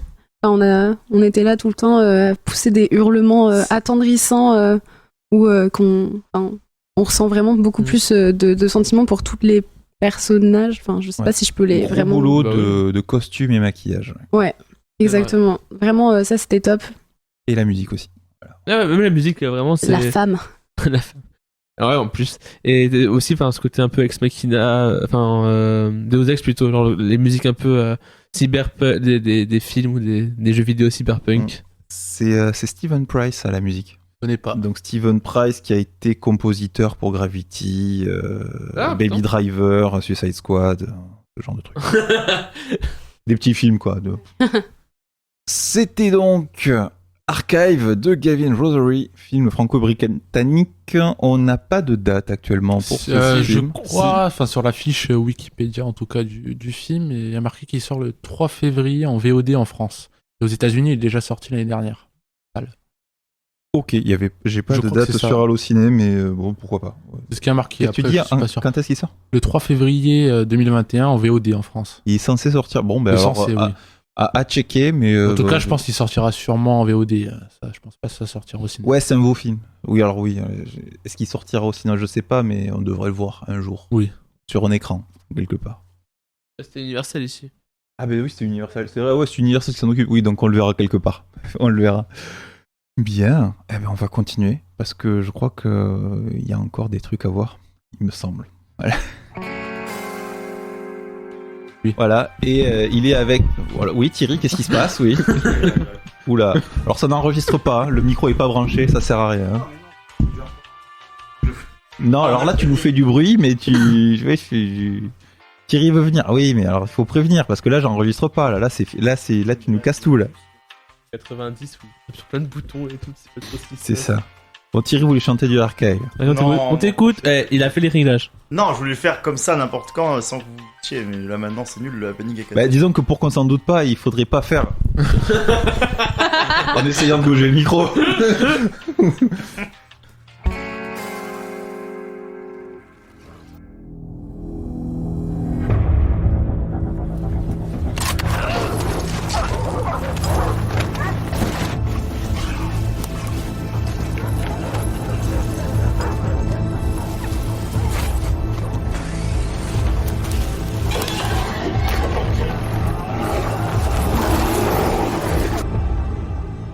Petit film français, petit rattrapage, c'est un des premiers films que vous avez vu, film hors compétition. Les Animaux Anonymes, sortie prévue en salle bientôt, le 7 avril 2021. Quand Roselyne le décidera. Non, j'avais une vieille date sous les yeux, janvier, non, mais ça sort pas en janvier. Non, ça sort en avril. Ça sort en avril, enfin, voyons. Sortie prévue le 7 avril 2021 sur les écrans, si ça réouvre. Oui. Et si c'est maintenu. Dans 2 salles. Premier long de Baptiste Rouver. Des protagonistes, des humains, se font capturer par des personnages anthropomorphes à tête d'animaux. Et ces personnages leur font subir ce que les hommes font subir aux animaux. C'est-à-dire des mauvais traitements, de la chasse, des combats. Un peu de MMA. Des vidéos de chats. Des vidéos d'humains du coup. Voilà, oui, oui, mais si je dis des vidéos d'humains, on comprend pas. Bref, c'est affreux. Et nous avons mis des chroniqueurs qui ont du chien sur cette affaire. Je retombe toujours sur mes pattes. Oh là là. Là, je vois Thomas qui a la queue qui frétille. Très bien, Marwan, tu fais le malin, tu commences. D'accord. Alors, Les Animaux Anonymes est un film assez intéressant dans le sens où il propose un regard totalement naturaliste de ce qu'est une histoire totalement fantastique. Et on sent qu'il n'a pas de moyens, mais on sent qu'il a du chien. Et il y a cette envie vraiment de vouloir proposer pas non pas un récit, mais des comment dire ça, des envolées, des moments comment dire ça, il y a une histoire qui se raconte légèrement, mais il y a toujours des images marquantes qui se souhaitent à chaque fois apporter de ce qu'est la condition animale, mais inversée. Et j'ai vraiment l'impression de voir un film de rémanence, un film qui nous amène dans un groupe d'humains un peu enfermés comme des animaux à l'abattoir ou dans d'autres situations, et qui vivent à travers cette forêt étrange et ces lieux étranges, on va dire une maltraitance, un enfermement fait par des hommes animaux, on sait pas trop ce que c'est. Et on sent encore une fois qu'il n'y a pas d'argent, mais je trouve que c'est assumé et que la mise en scène permet, on va dire, dans ça, de créer quand même une certaine angoisse, une certaine tension. J'ai pas forcément été fan à 100% dans le sens où c'était trop assumé. On sent que c'est un délire vraiment particulier qui, je pense, ne plaira pas forcément à une majorité de personnes, mais ça permet, je trouve, d'apporter un regard sur ce qu'est l'humain ou l'animal, et le rapport dans tout ça. C'est par exemple, j'imagine la scène où il y a un affrontement d'humains entourés d'animaux, et ou encore celle où on emmène un humain vers la sortie pour le tuer. C'est des choses qui se font, on va dire, mécaniquement, naturellement aujourd'hui, et puis je trouve que le travail du réalisateur dans tout ça est intéressant. Thierry ? Ouais, je suis assez d'accord. Après, c'est vrai que c'est militant. Il y en a qui vont dire que c'est peut-être un peu trop militant. D'un autre côté, pourquoi pas. C'est une vocation d'être assez révulsif. Mais c'est pas quelque chose qui me dérange en soi, en fait, parce que j'ai vu qu'il y avait quand même pas mal de retours qui disaient que c'était vulgaire. Et en fait, j'ai envie de dire, regarde les gens qui ont balancé des vidéos de ce qui se passe dans les abattoirs. C'est vulgaire aussi. Tu vois des choses qui se passent, qui se passent sans aucune commune mesure, des animaux qui se font déglinguer à la pelle et compagnie. Donc, pourquoi ne pas inverser les codes et pourquoi ne pas montrer exactement la même chose de ce côté-là? Alors, certes, je sais pas si on est les mieux placés. Enfin, nous, voilà, on n'est pas, en termes de spécisme et tout ça, moi je suis quelqu'un qui consomme par exemple de la viande, donc forcément c'est pas un engagement qui comment dire, l'abattage de masse me dérange énormément. Le fait d'en consommer n'est pas quelque chose pour lequel je me suis engagé pour l'instant. Pourrait peut-être changer, j'en sais rien, je sais pas trop d'avis éclairé là-dessus, mais oui, les gens qui trouvent que c'est un peu vulgaire ou quoi que ce soit sont des gens qui justement ne veulent pas être confrontés à ça. Même si je pense que le réal est sûrement vegan et très engagé, il y a des fortes chances aussi que ce qu'il révulse, c'est vraiment de l'abattage de masse et pas forcément tout ce qui tourne autour de ça. Et qu'il est en train de dire, il y a peut-être aussi des manières de peut-être assainir ces conditions, pas forcément de tout arrêter d'un coup. Et c'est d'ailleurs le combat de beaucoup de gens qui justement militent pour ça, qui disent juste, vous vous rendez compte des conditions dans lesquelles ça se passe. Et donc nous montrer ça de manière inversée, de manière aussi brutale, aussi frontale, aussi violente, je trouve ça très pertinent en fait. Et donc voilà, donc c'est des choix de mise en scène qui sont très très poussifs, qui sont c'est très travaillé mais aussi très brut. C'est pas toujours, on sent des fois qu'il y a que le cadre s'envole et qu'il cherche pas forcément à faire de la subtilité, mais à un moment quand t'as un cri du cœur, ça n'a pas à l'être. Donc oui, je suis assez d'accord pour dire que c'est un film que j'ai trouvé très écorché mais très sincère. Neil ? Ouais, moi, ce que j'aime beaucoup, c'est la radicalité du produit, en fait. On te ment pas non plus sur la marchandise. Le mec a envie de faire quelque chose, il le fait à fond, et c'est ce qui me plaît là-dedans. C'est-à-dire que c'est son premier film. Il veut montrer qui il est, et il le montre à tout prix. Après, que t'adhères ou pas, c'est un genre de cinéma qui est assez violent, donc je pense qu'il y a des personnes qui vont peut-être être sensibles à ça. Tu sens qu'il y a une patte, il y a quelque chose à faire derrière, qu'il faut lui donner des moyens. J'ai vu un petit côté Yorgos Lanthimos sur ses premiers films, dans le sens du rapport de force entre humains, ou même Lanthimos c'était plus sur la dictature, même au cœur de l'humain. Mais sur ce côté de vas-y, je te montre un peu, c'est un peu absurde aussi. Tu sais pas vraiment si c'est des animaux ou des humains cachés sous un masque animal, parce que ce qui est fort aussi, c'est qu'il y a aucun dialogue de tout le film pendant 1 heure. Il y a que des bruits, que des tu vois des humains se faire tuer, des cris, oui, mais il y a pas d'humain qui parle en fait. Tu sens que c'est juste une petite caméra qui filme, c'est peut-être sa caméra. Il a demandé à ses acteurs de se lever très tôt le matin, de se mettre en caleçon dans la forêt. Donc il y a un côté très naturel comme ça, et je pense qu'il y a en tout cas il y a du potentiel, et ça reste dans cette mouvance de films de genre français qui s'assument de plus en plus et qui ont ce côté très écolo aussi. Ces débats sur la condition animale, sur le fait là, de tout ce qui est l'abattage de masse, c'est des questions qui se relèvent de partout dans la société, qui sont aussi remontées en tête du gouvernement, qu'on entend un peu tous les jours. Donc il y a un certain public qui adhère à ça, quand on voit le nombre de personnes qui changent leur alimentation et qui pourront trouver dans ce cinéma-là quelque chose qui les intéresse et qui leur parle. Donc je pense que, de toute façon, tout cinéma m'intéresse à tout public.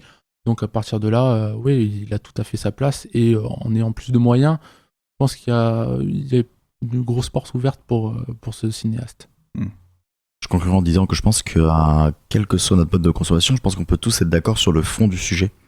Je pense qu'on peut tout à fait consommer ce genre de produit tout en se disant que les procédés sont assez ignobles et qu'on peut tout à fait changer ça.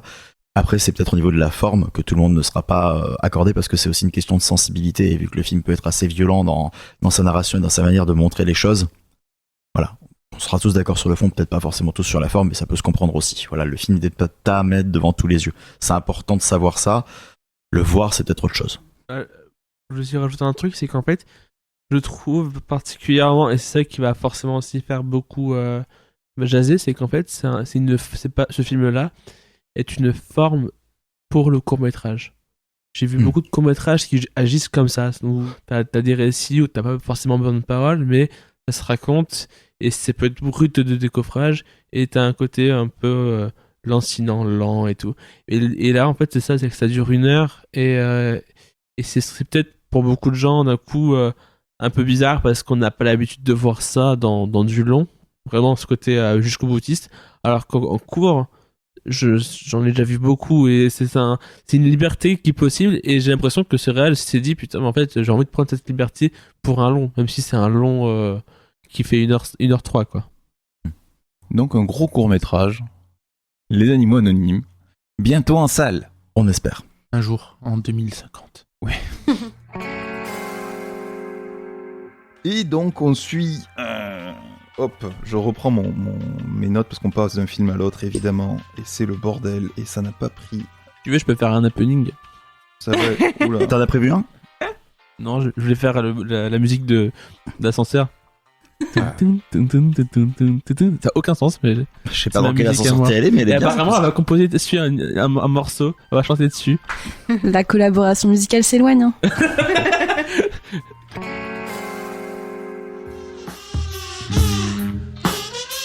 Je sais pas ce que c'était, mais en tout cas, il n'y a plus rien.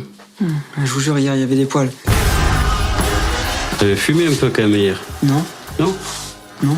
T'es sûr ? On a pris des champis avec ma copine, mais on en prend souvent. M'étonne pas que tu aies eu des poils sur la langue et que tu les as rasés. Si tu te mets à hurler à la lune ou à te transformer en loup-garou, tu pourras revenir me voir. C'est drôle, ça. Mais non, je plaisante. On est médecin, mais on a de l'humour quand même. 12-8. 3e jour de Gérard May, de cette émission spéciale festival, avec encore une grosse équipe au complet, presque au complet, puisque Ellie va nous rejoindre d'ici peu. Avec nous autour de la table, toujours Thierry. Oui, c'est moi, bonjour. Et Yassa. Et Yassa, on ne sait pas si elle va arriver, Yassa. Yassa ne viendra pas. C'est le suspense, c'est ça. Ah oui, mais du coup, on n'est pas au complet. Éléonore, vous l'avez entendu. Salut. Salut. Léa aussi est toujours avec nous. Coucou. Marwan également. Hola. Et Neil. Bien sûr, Neil. Salut. Ça va, vous bien reposer, prêt, chaud, taquet, parce que là c'est une grosse journée aujourd'hui. Ouais. Hein, c'est une très très grosse journée et on commence très fort avec 2 films. 2 films en compète d'ailleurs. On va commencer par le petit français. Oui. Teddy, dont on avait déjà parlé pendant l'émission Deauville, mais là on est peut-être un peu plus nombreux, c'est un nouveau public, une nouvelle audience, alors peut-être que la perception sera différente. Teddy, film qui était aussi sélectionné à Cannes en 2020 et dont la sortie est prévue le 10 mars 2021, si tout va bien. Croise les doigts. Merci à The Jokers de combattre pour que ça sorte uniquement en salle. Oui, on les soutient. Bravo. On les soutient. Coup de chapeau. Je sais pas si ça va être payant, mais bon, on croise les doigts, on touche du bois. La table est en bois, je touche du bois. Film de Ludovic et Zoran Boukerma avec Anthony Bajon dans le rôle de Teddy. Bon, il y a aussi Noémie Milovski aussi qui est là, mais bon, pour un petit rôle, voilà. Une histoire de loup-garou dans les Pyrénées. C'est du beau, c'est du local, c'est du biologique. C'est du label France, nos régions du talent. Hein. C'est ça, on est en plein dedans. Alors Teddy, Thierry, toi, tu l'avais vu, t'avais Oui. bien aimé. Ah Alors, bah, beaucoup même. beaucoup même, c'était un des coups de cœur de Deauville. On va se tourner vers le reste de l'équipe, ceux qui ne l'avaient pas vu et ceux qui l'ont découvert ce matin. Comment avez-vous trouvé Teddy? On va. Allez, Neil. Tiens, tu as une tête de loup-garou là, avec ta barbe, voilà, avec les poils. Donc ça y est. Non, mais grosse attente de Teddy depuis qu'il a été diffusé à Deauville et la promo qui en est faite, parce qu'on en parle pas mal depuis. Et ben, c'est une grosse surprise pour ma part en tout cas. Je trouve que le film vogue beaucoup vers aussi la comédie, avant tout, avant le film de genre et proprement parler de loup-garou. C'est vrai que c'est une vraie comédie de terroir, hein. C'est un peu le loup-garou du village, quoi. C'est même peut-être plus une comédie qu'un film d'horreur en réalité. Non, une comédie horrifique, Ouais, c'est hein, une ça comédie rentre horrifique. Ça me fait penser un peu au loup-garou de Londres de John Landis ou Hurlement de Dante, sur ce côté un peu de la figure du loup-garou qu'on prend pas vraiment au sérieux comparé à d'autres mythologies. Et ça fait plaisir de la revoir sur le devant de la scène, parce que ça date un peu des années 80, ça avait un peu disparu depuis. Et là, ils le remettent au goût du jour. Tu ignores le loup-garou de Paris, voyons. Loup-garou de Paris. Non, mais on a tous ignoré le loup-garou de Paris. Non, hein. je l'ai pas vu. Malheureusement, je l'ai pas vu. Je trouve ça très bien écrit. Je trouve les dialogues me font beaucoup rire. Les personnages aussi, le personnage principal d'Anthony Bajon qui fait une sacrée performance quand même, qui est vraiment un acteur remarquable et qui va compter. Mais tous les autres personnages, les seconds rôles, son coloc, comment il s'appelle, Pépin le bref. Oui. Même Noémie Lovosky qui joue une patronne de salon esthétique un peu barrée. Les doigts de Ghislaine. Je trouve ce qui est fort aussi, c'est que c'était pas un film pour se moquer de la France profonde, la France de province, comme dans beaucoup de comédies françaises. T'as forcément le mec de droite parisien qui va dans la province pour découvrir ce petit monde paumé. Là, je pense qu'il y a beaucoup de personnes, notamment qui ont pu grandir dans des villages ou de ce côté-là, qui vont reconnaître cet entourage qu'ils ont connu pendant les années collège ou même les années primaires, hein, ça peut arriver. Donc t'as ce groupe un peu de rugbyman, un peu qui se la joue beau gosse à l'américaine dans les teen Les movies. populaires du lycée. Ouais, c'est ça qui arrive, qui veulent draguer les filles, qui font les gros bras, mais bon, qui sont un peu teubés, on va dire. Et il y a ce petit côté du personnage d'Anthony Bajon, qui est un jeune homme qui a pas eu un passé facile, qui est un peu rejeté par les autres. Et c'est aussi, c'est un film sur l'exclusion sociale de ces personnes qui ont du mal à se faire accepter par les autres et qui en demeure assez touchant, parce qu'on remarque que c'est quelqu'un de très sympathique qui veut juste être là, voir sa copine, et qu'il a des projets d'avenir, d'acheter une maison, d'en construire, de faire plein de choses. D'être chef, ouais. Non, franchement, c'est hyper bien écrit, hyper drôle, c'est bien filmé aussi. Il y a ce côté cadre très resserré aussi. Ça me fait penser, c'est un petit côté Fish Eye, dans le sens où t'as l'impression que c'est filmé par une caméra surveillance de temps en temps sur des panneaux.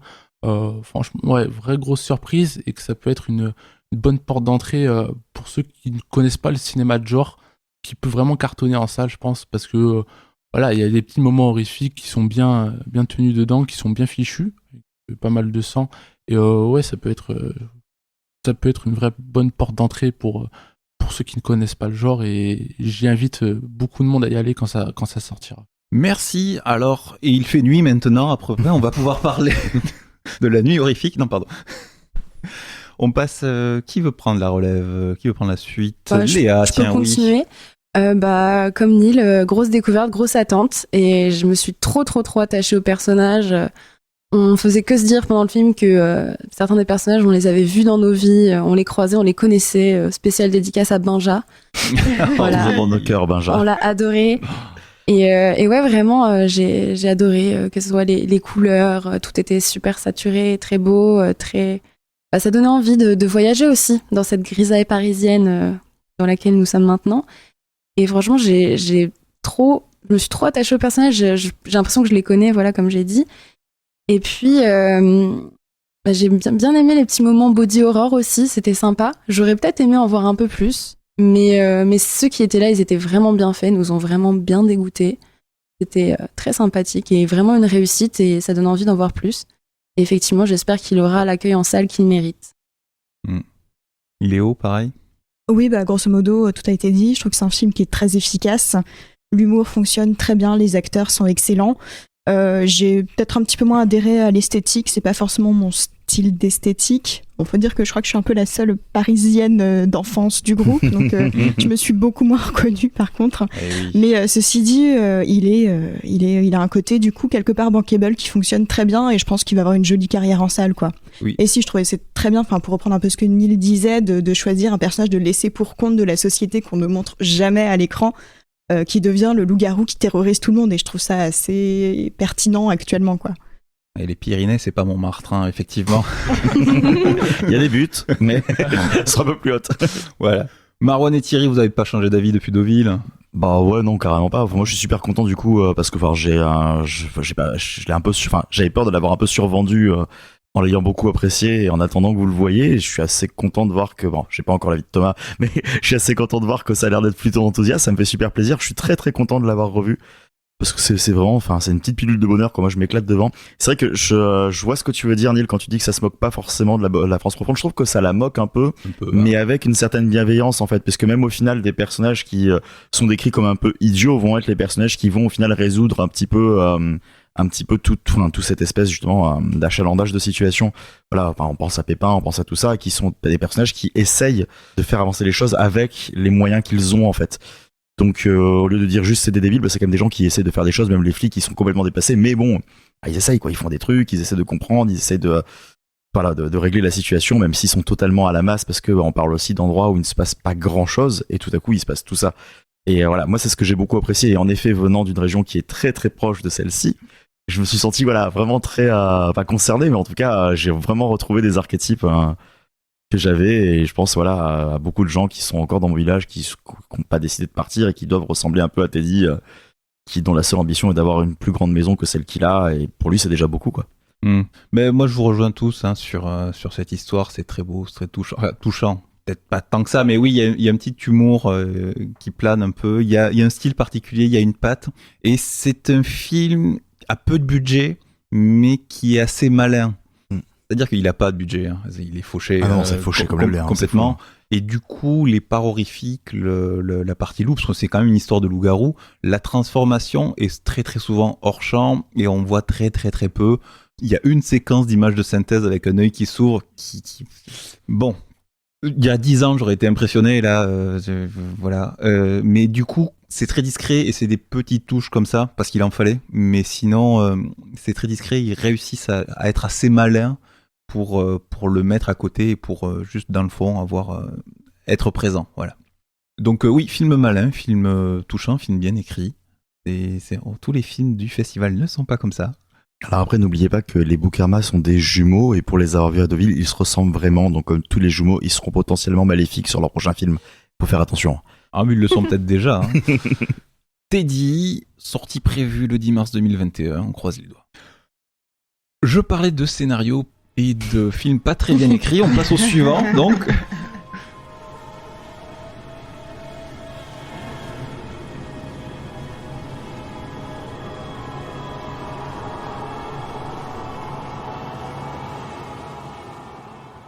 Toujours en compétition.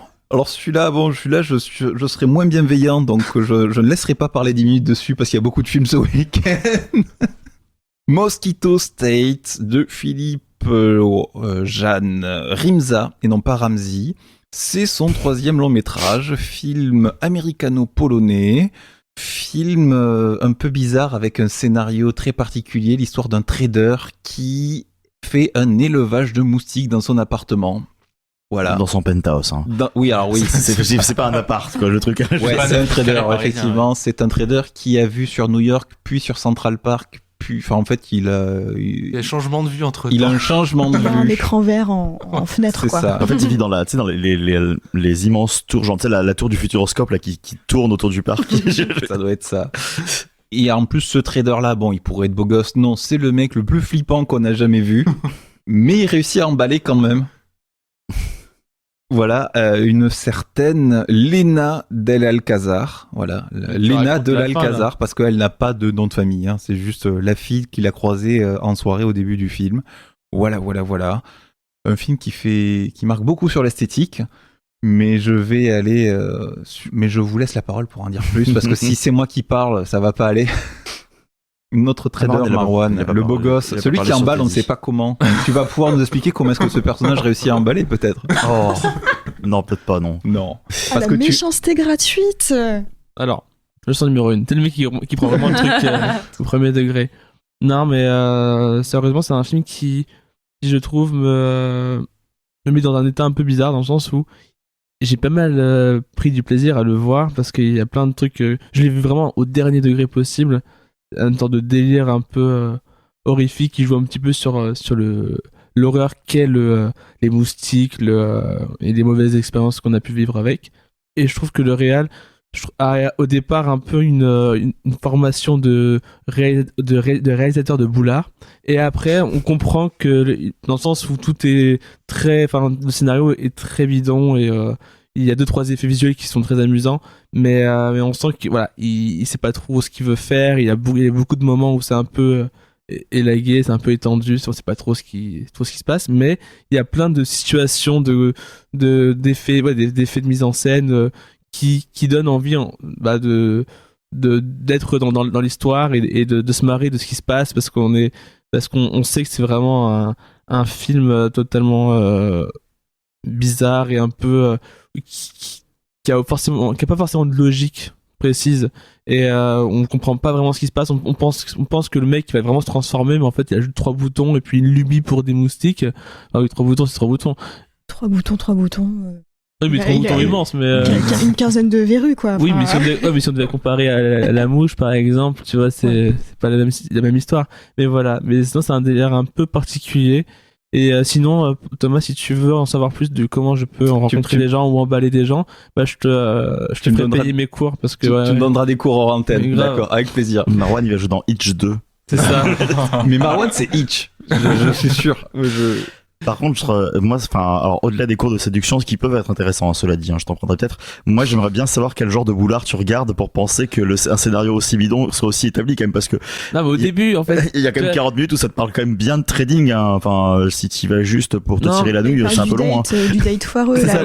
Genre, ouais, l'événement où t'as plein de gens qui sont bien habillés, ils parlent de trucs qui ont aucun sens, ils dansent, genre la lumière c'est une sorte de stromboscope inutile, nous vraiment il y a quasiment pas de lumière, après ils rentrent et puis ils parlent de trucs qui ont rien à voir, et il y aurait pu avoir, et puis c'est pas très bien filmé à ce moment là, je trouve, et puis il y aurait pu avoir un moment donné où je sais pas, elle fait tomber son verre, elle doit ramasser, puis je vous laisse imaginer. Elle a perdu sa chatte quand même. En plus, c'est vraiment le coup d'elle a perdu sa chatte. Excusez-moi, mais c'est une phrase de boulard. Ça va, elle la récupère à la fin. Ah ouais, en plus. Et le chat n'est pas mort, ça c'est. Il sert pas à grand chose, mais oui. C'est ça. Il le tue pas. Bah tiens, Léo, tant que t'as la parole, oui, vas-y, garde-la. Oui, ouais, c'est un film. Alors, pendant les 3 premiers quarts d'heure, j'ai détesté. C'est atroce. C'est creux, c'est vide. On comprend un petit peu les métaphores qu'il veut mettre en place, mais ça fonctionne pas du tout. Donc le côté bourse et trading et moustique, dans l'idée d'un truc qui pompe le monde. Forcément, et se servir aussi du moustique pour parler de la transformation corporelle du mec. Bon, ok, c'est un petit peu déjà vu. Ceci dit, il y a quand même quelques scènes de body horror qui sont quand même hyper efficaces, qui fonctionnent très bien, qui ont un côté hyper détaché, hyper onirique, hyper froide, et ça par contre ça fonctionne vraiment très très bien, donc ça je le garde, c'est bien. Dommage que ça finisse un petit peu de la même manière que ça ait commencé, et que ça aille pas dans le délire beaucoup plus loin, c'est vrai. Neil, tu acquiesçais, j'avais l'impression, non? Je suis assez d'accord sur le côté body horror, et que c'est assez bien fichu quand même, les effets, il y a quelques lumières aussi très belles, quand ça vire au rouge, je trouve ça assez joli. Après franchement, au fond, c'est un peu Adam McKay qui a trop bouffé mexicain, quoi. C'est le mec qui essaie de t'expliquer la finance, mais il finit sur la cuvette des shots en étant dégueu, quoi. Ça veut dire c'est un mix un peu bizarre. Voilà, ça veut se prendre au sérieux sur ce côté-là, t'expliquer la crise financière de 2007, tout ça vient en prenant l'exemple du trader qui est un peu dans son coin et qui petit à petit mute au fur et à mesure que la crise devient de plus en plus importante. C'est un peu, voilà, ça a été déjà vu, parce que bon, Cronenberg l'avait très bien fait avec Cosmopolis, il faut voir d'ailleurs, qui est très mal reçu, mais qui est un brillant film. Il y a un plan qui est piqué d'ailleurs. Oui, il y a un plan où il rentre dans la limousine et là, tu te sens que c'est Pattinson, quoi. Bon, un beau gosse, mais c'est Pattinson. C'est ça, voilà. Ah ouais. Ça se prend un peu au sérieux. On a c'est les dommage Pattinson qu'on mérite. C'est dommage parce que c'est assez joli visuellement parfois. Bon, c'est une tentative. C'est un film de festival. Ouais, je pense pas que ça va faire plus parler que ça, mais bon, voilà, on apprécie quelques effets visuels, on va dire quand même. Léa aussi. Ouais, en fait, je rejoins Léo sur le fait qu'il y avait pas mal de bonnes idées de métaphores, mais qu'aucune ne va au bout. Enfin, en fait, avec la bourse, il y avait moyen de faire quelque chose. Je pense qu'aussi, à un moment, ils voulaient faire quelque chose avec l'aspect mathématique des nuées et de l'aléatoire qu'il peut y avoir et des effets de groupe. Et je me suis dit, si ça va là-dedans, ça peut être super intéressant et tout. Ça serait quelque chose d'un peu original. En fait, pas du tout. Et puis cette fin qui n'a aucun sens, le personnage féminin qui est écrit comme si elle n'existait pas en fait. C'est fonctionnel à souhait quoi. Oui. Non ouais, Le personnage féminin ou ça? Voilà. Rien de ce qu'elle disait n'avait de sens. Enfin, c'était un peu voilà. Mais je retiens le chat qui était très mignon. Voilà. Mais oui. Elle aime beaucoup le vin. C'est peut-être pour ça qu'on comprenait pas trop ce qu'elle disait. C'était goulayant. Bien les bonnes bouteilles, oui. On retiendra le mot goulayant et puis les effets visuels comme ça a été dit. Voilà, bon, Thierry, t'avais donné... Non, mais oui, c'est vrai qu'en effet, je vais pas forcément rajouter grand-chose à ça. Moi, c'est vrai que j'ai quand même trouvé le film beau, et c'était agaçant, justement, de trouver le film beau pour un contenu aussi creux. Et même les passages où ça joue avec les nuées de moustiques, qui font des espèces d'arcs et tout ça. On sent qu'ils ont travaillé leur cadre. Ils ont quand même voulu faire quelque chose de très esthétique, de très beau, de très visuel. Et c'est dommage, oui, justement, de se dire que ça fonctionne, quoi. Mais que, déjà... Combien de gens vont, je sais pas, selon la façon dont on consomme un film, faut pas dire consomme. Je veux dire, quand tu regardes un film, combien justement vont avoir envie d'aller jusque là. Capitaliste. C'est ça. Combien vont avoir, c'est le film qui m'a, combien vont avoir envie d'aller jusque là parce que, ça paraît quand même au bout d'un sacré moment et les petites transformations sont un petit peu trop timides au début avant que le film se lance et c'est très lassant et on peut justement avoir ce sentiment de lassitude qui est déjà trop prononcé quand tout arrive. Et qui peut un petit peu biaiser tout ça. Donc heureusement, on arrivait quand même à se dire, ok, là, le plan a de la gueule et ça joue sur cette espèce d'espace de penthouse totalement vide qui devient une espèce d'immense bac à sable pour justement ce milieu de moustiques. Mais oui, voilà, c'est un gros pétard mouillé, mais qui avait un potentiel de fou sur plein de points, quoi. Et c'est dommage parce qu'il y a quand même des éléments à sauver. Au pire, on n'a qu'à prendre les plans, les réutiliser en mettant un vrai contenu autour. Et tu rajoutes Pattinson. Pattinson, il sera d'accord. Ouais, les plans sont jolis. La musique est sympa parfois. Elle est cohérente. C'est pas très beau, mais c'est cohérent. Elle colle aux scènes, c'est vrai en plus. Voilà. Elle est bien fichu par rapport aux scènes. Et des fois, on avait l'impression de voir After 3, donc. Tu l'as pas encore vu After 3. De toute façon, tu seras complètement pété pendant After 3. Oui. Mais c'est vrai que les scènes de boîte de nuit, je m'attendais à voir débarquer la fille de After. Et Hardin. Et je me suis demandé à un moment si on allait... Non, ça serait méchant, j'allais comparer à 365 jours, c'est pas vrai. C'est le même scénariste, mais c'est pas...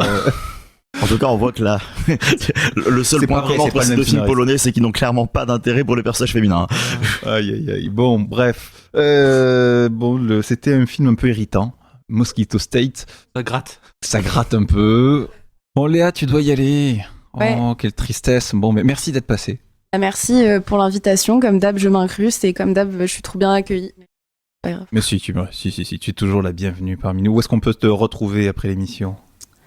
Sur Fucking Cinéphile. Je ferai peut-être un petit bilan du festival, donc à suivre. Et puis, j'écouterai le podcast avec plaisir parce que c'est le meilleur podcast. Ah N'oublie oui. pas qu'elle l'a dit 2 fois.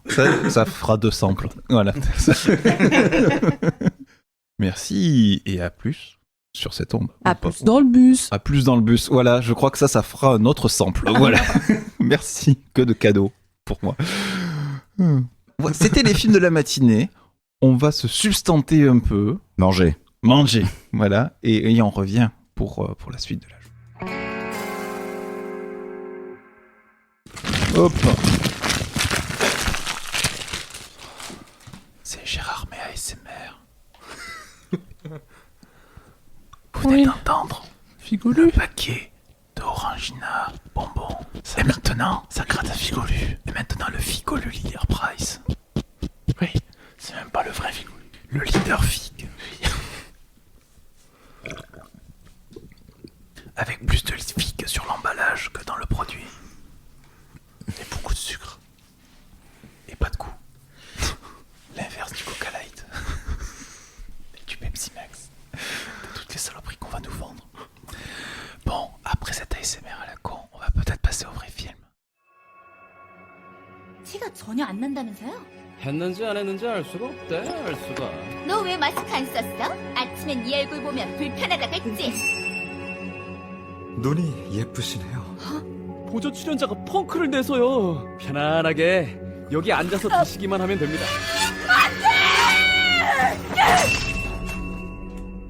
Film d'animation, on varie les plaisirs. Cette fois-ci, film coréen. Animation et Corée, c'est des trucs qui riment pas toujours ensemble. Attends. Animation, Corée, sont des mots qui ne vont pas bien ensemble. Pas bien ensemble. Aïe aïe aïe. Ouais, non, alors bon, on varie un peu. Beauty Water de Kyung Eun Cho.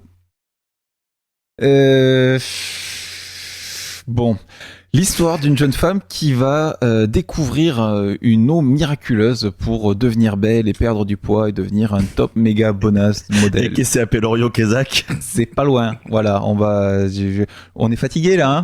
Il faut du placement de produits, des copyrights à Paul McCartney. Là, on est bien. Bon, il y a des copyrights partout.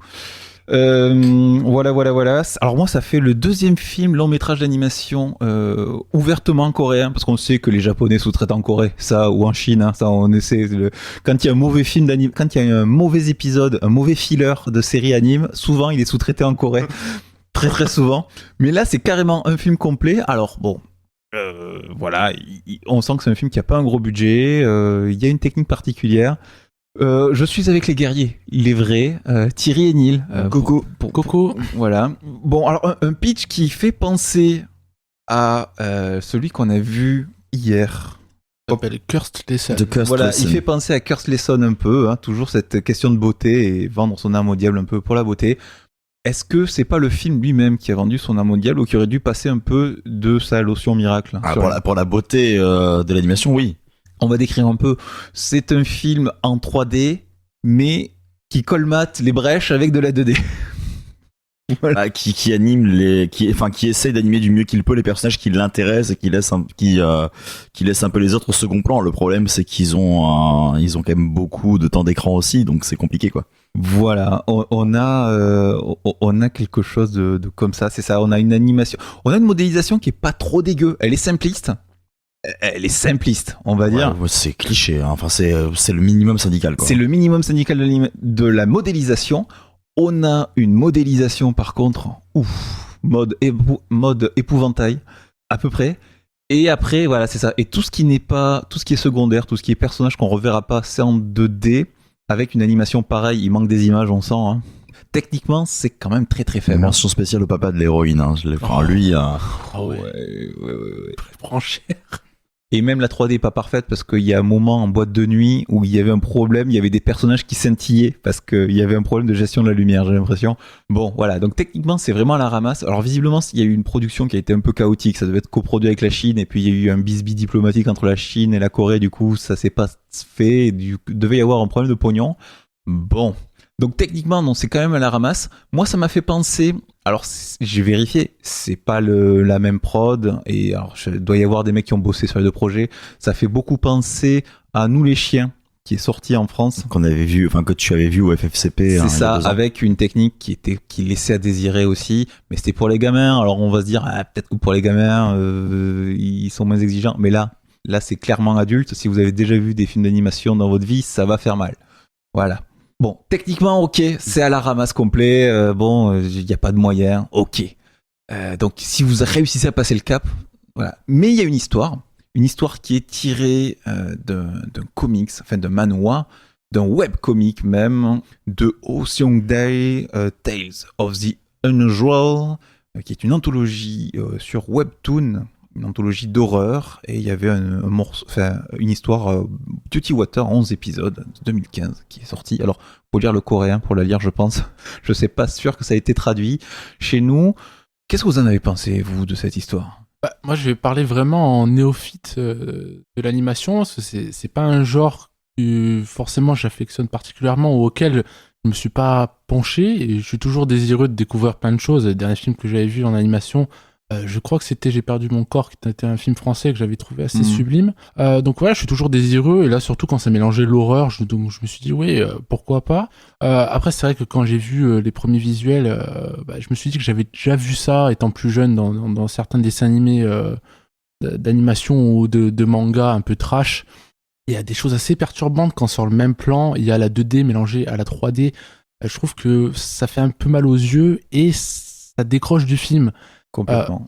Ça décroche du film et c'est bien dommage parce que il y a une thématique derrière, comme tu l'as souligné, qui rappelle The Cursed Lesson, sur tout ce qui est actuel, ce qui concerne tout ce culte du corps, de cette beauté, en devenir absolument parfait dans la société, et ce volet aussi de filles Instagrammables qui aiment se prendre en photo, être la plus belle pour plaire au meilleur des garçons. Et ça, c'est un volet qui est plutôt intéressant et qui peut, je pense, parler aussi à cette génération de jeunes qui se sent voguer vers ces voies-là. Il y a des passages qui sont plutôt réussis avec l'horreur, qui tentent des choses, qui sont assez perturbants parce que, aux premières vues, on ne s'attendait pas forcément à ça. Je pense aussi à un dernier quart d'heure du film qui change, je trouve, assez complètement de thématique, qui part dans quelque chose d'assez expérimental, sur un corps qui... je vais pas spoiler le film. Ouais, pour moi, c'est totalement dans la continuité, mais on va y venir. Ah ouais ? Ouais.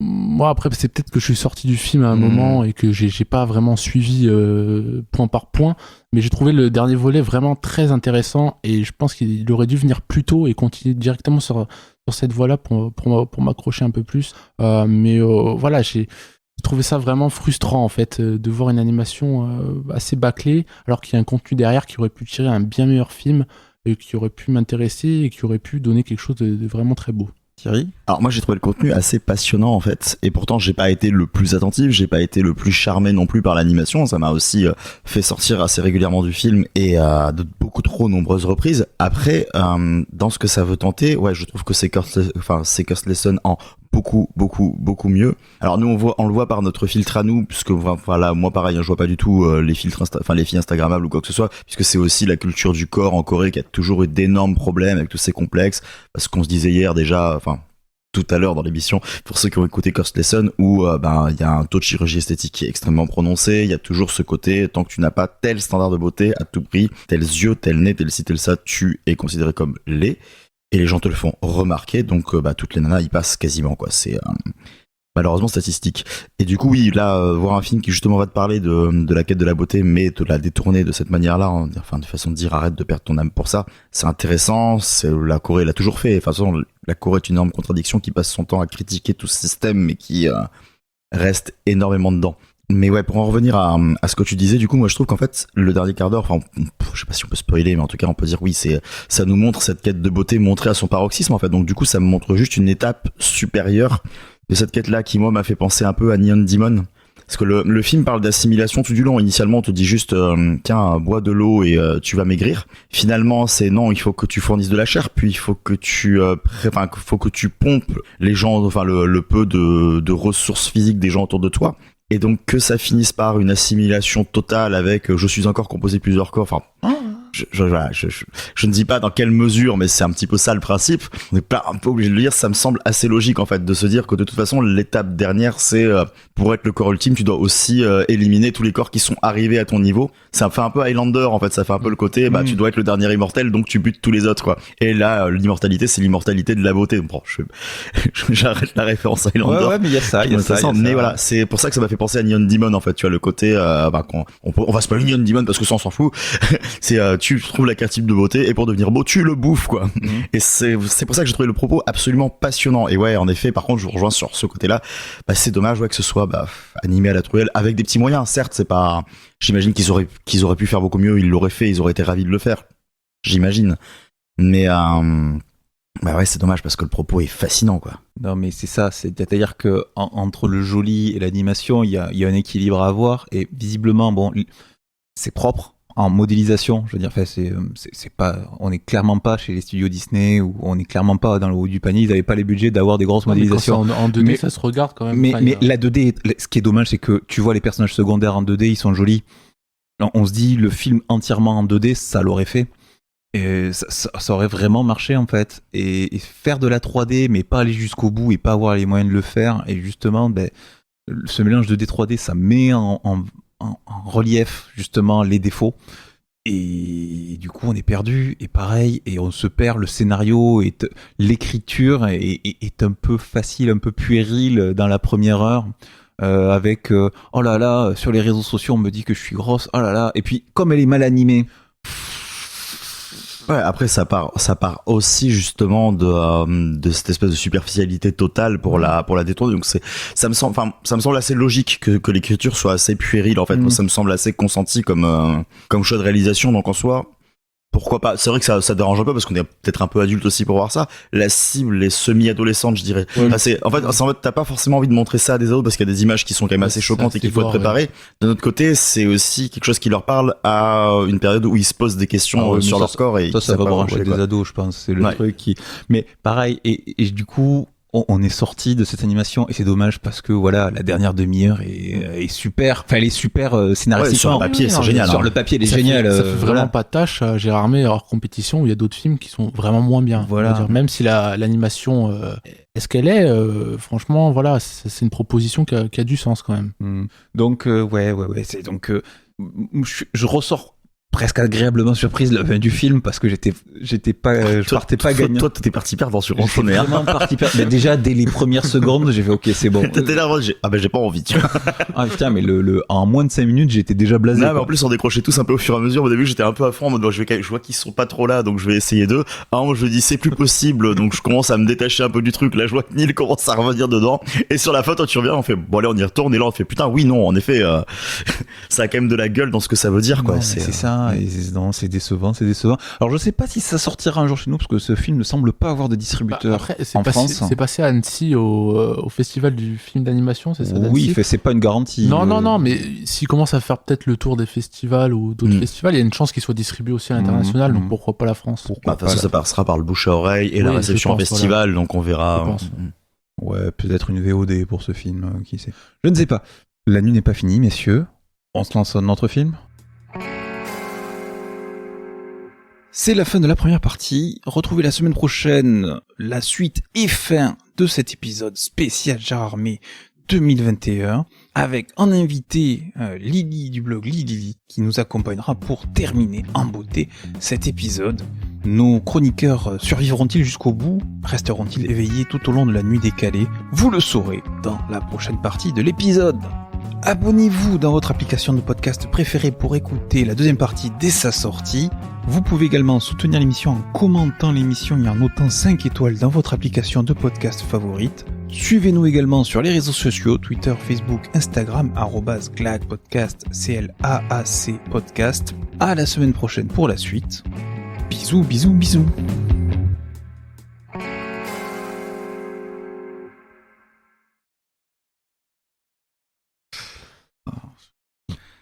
Et là, maintenant que j'appuie sur enregistrer, il ne se passe plus rien. C'est vraiment dommage. Et Marwan, il teste pas son micro. Marwan, il est toujours parfait, n'est-ce pas Marwan? Bien sûr. Voilà.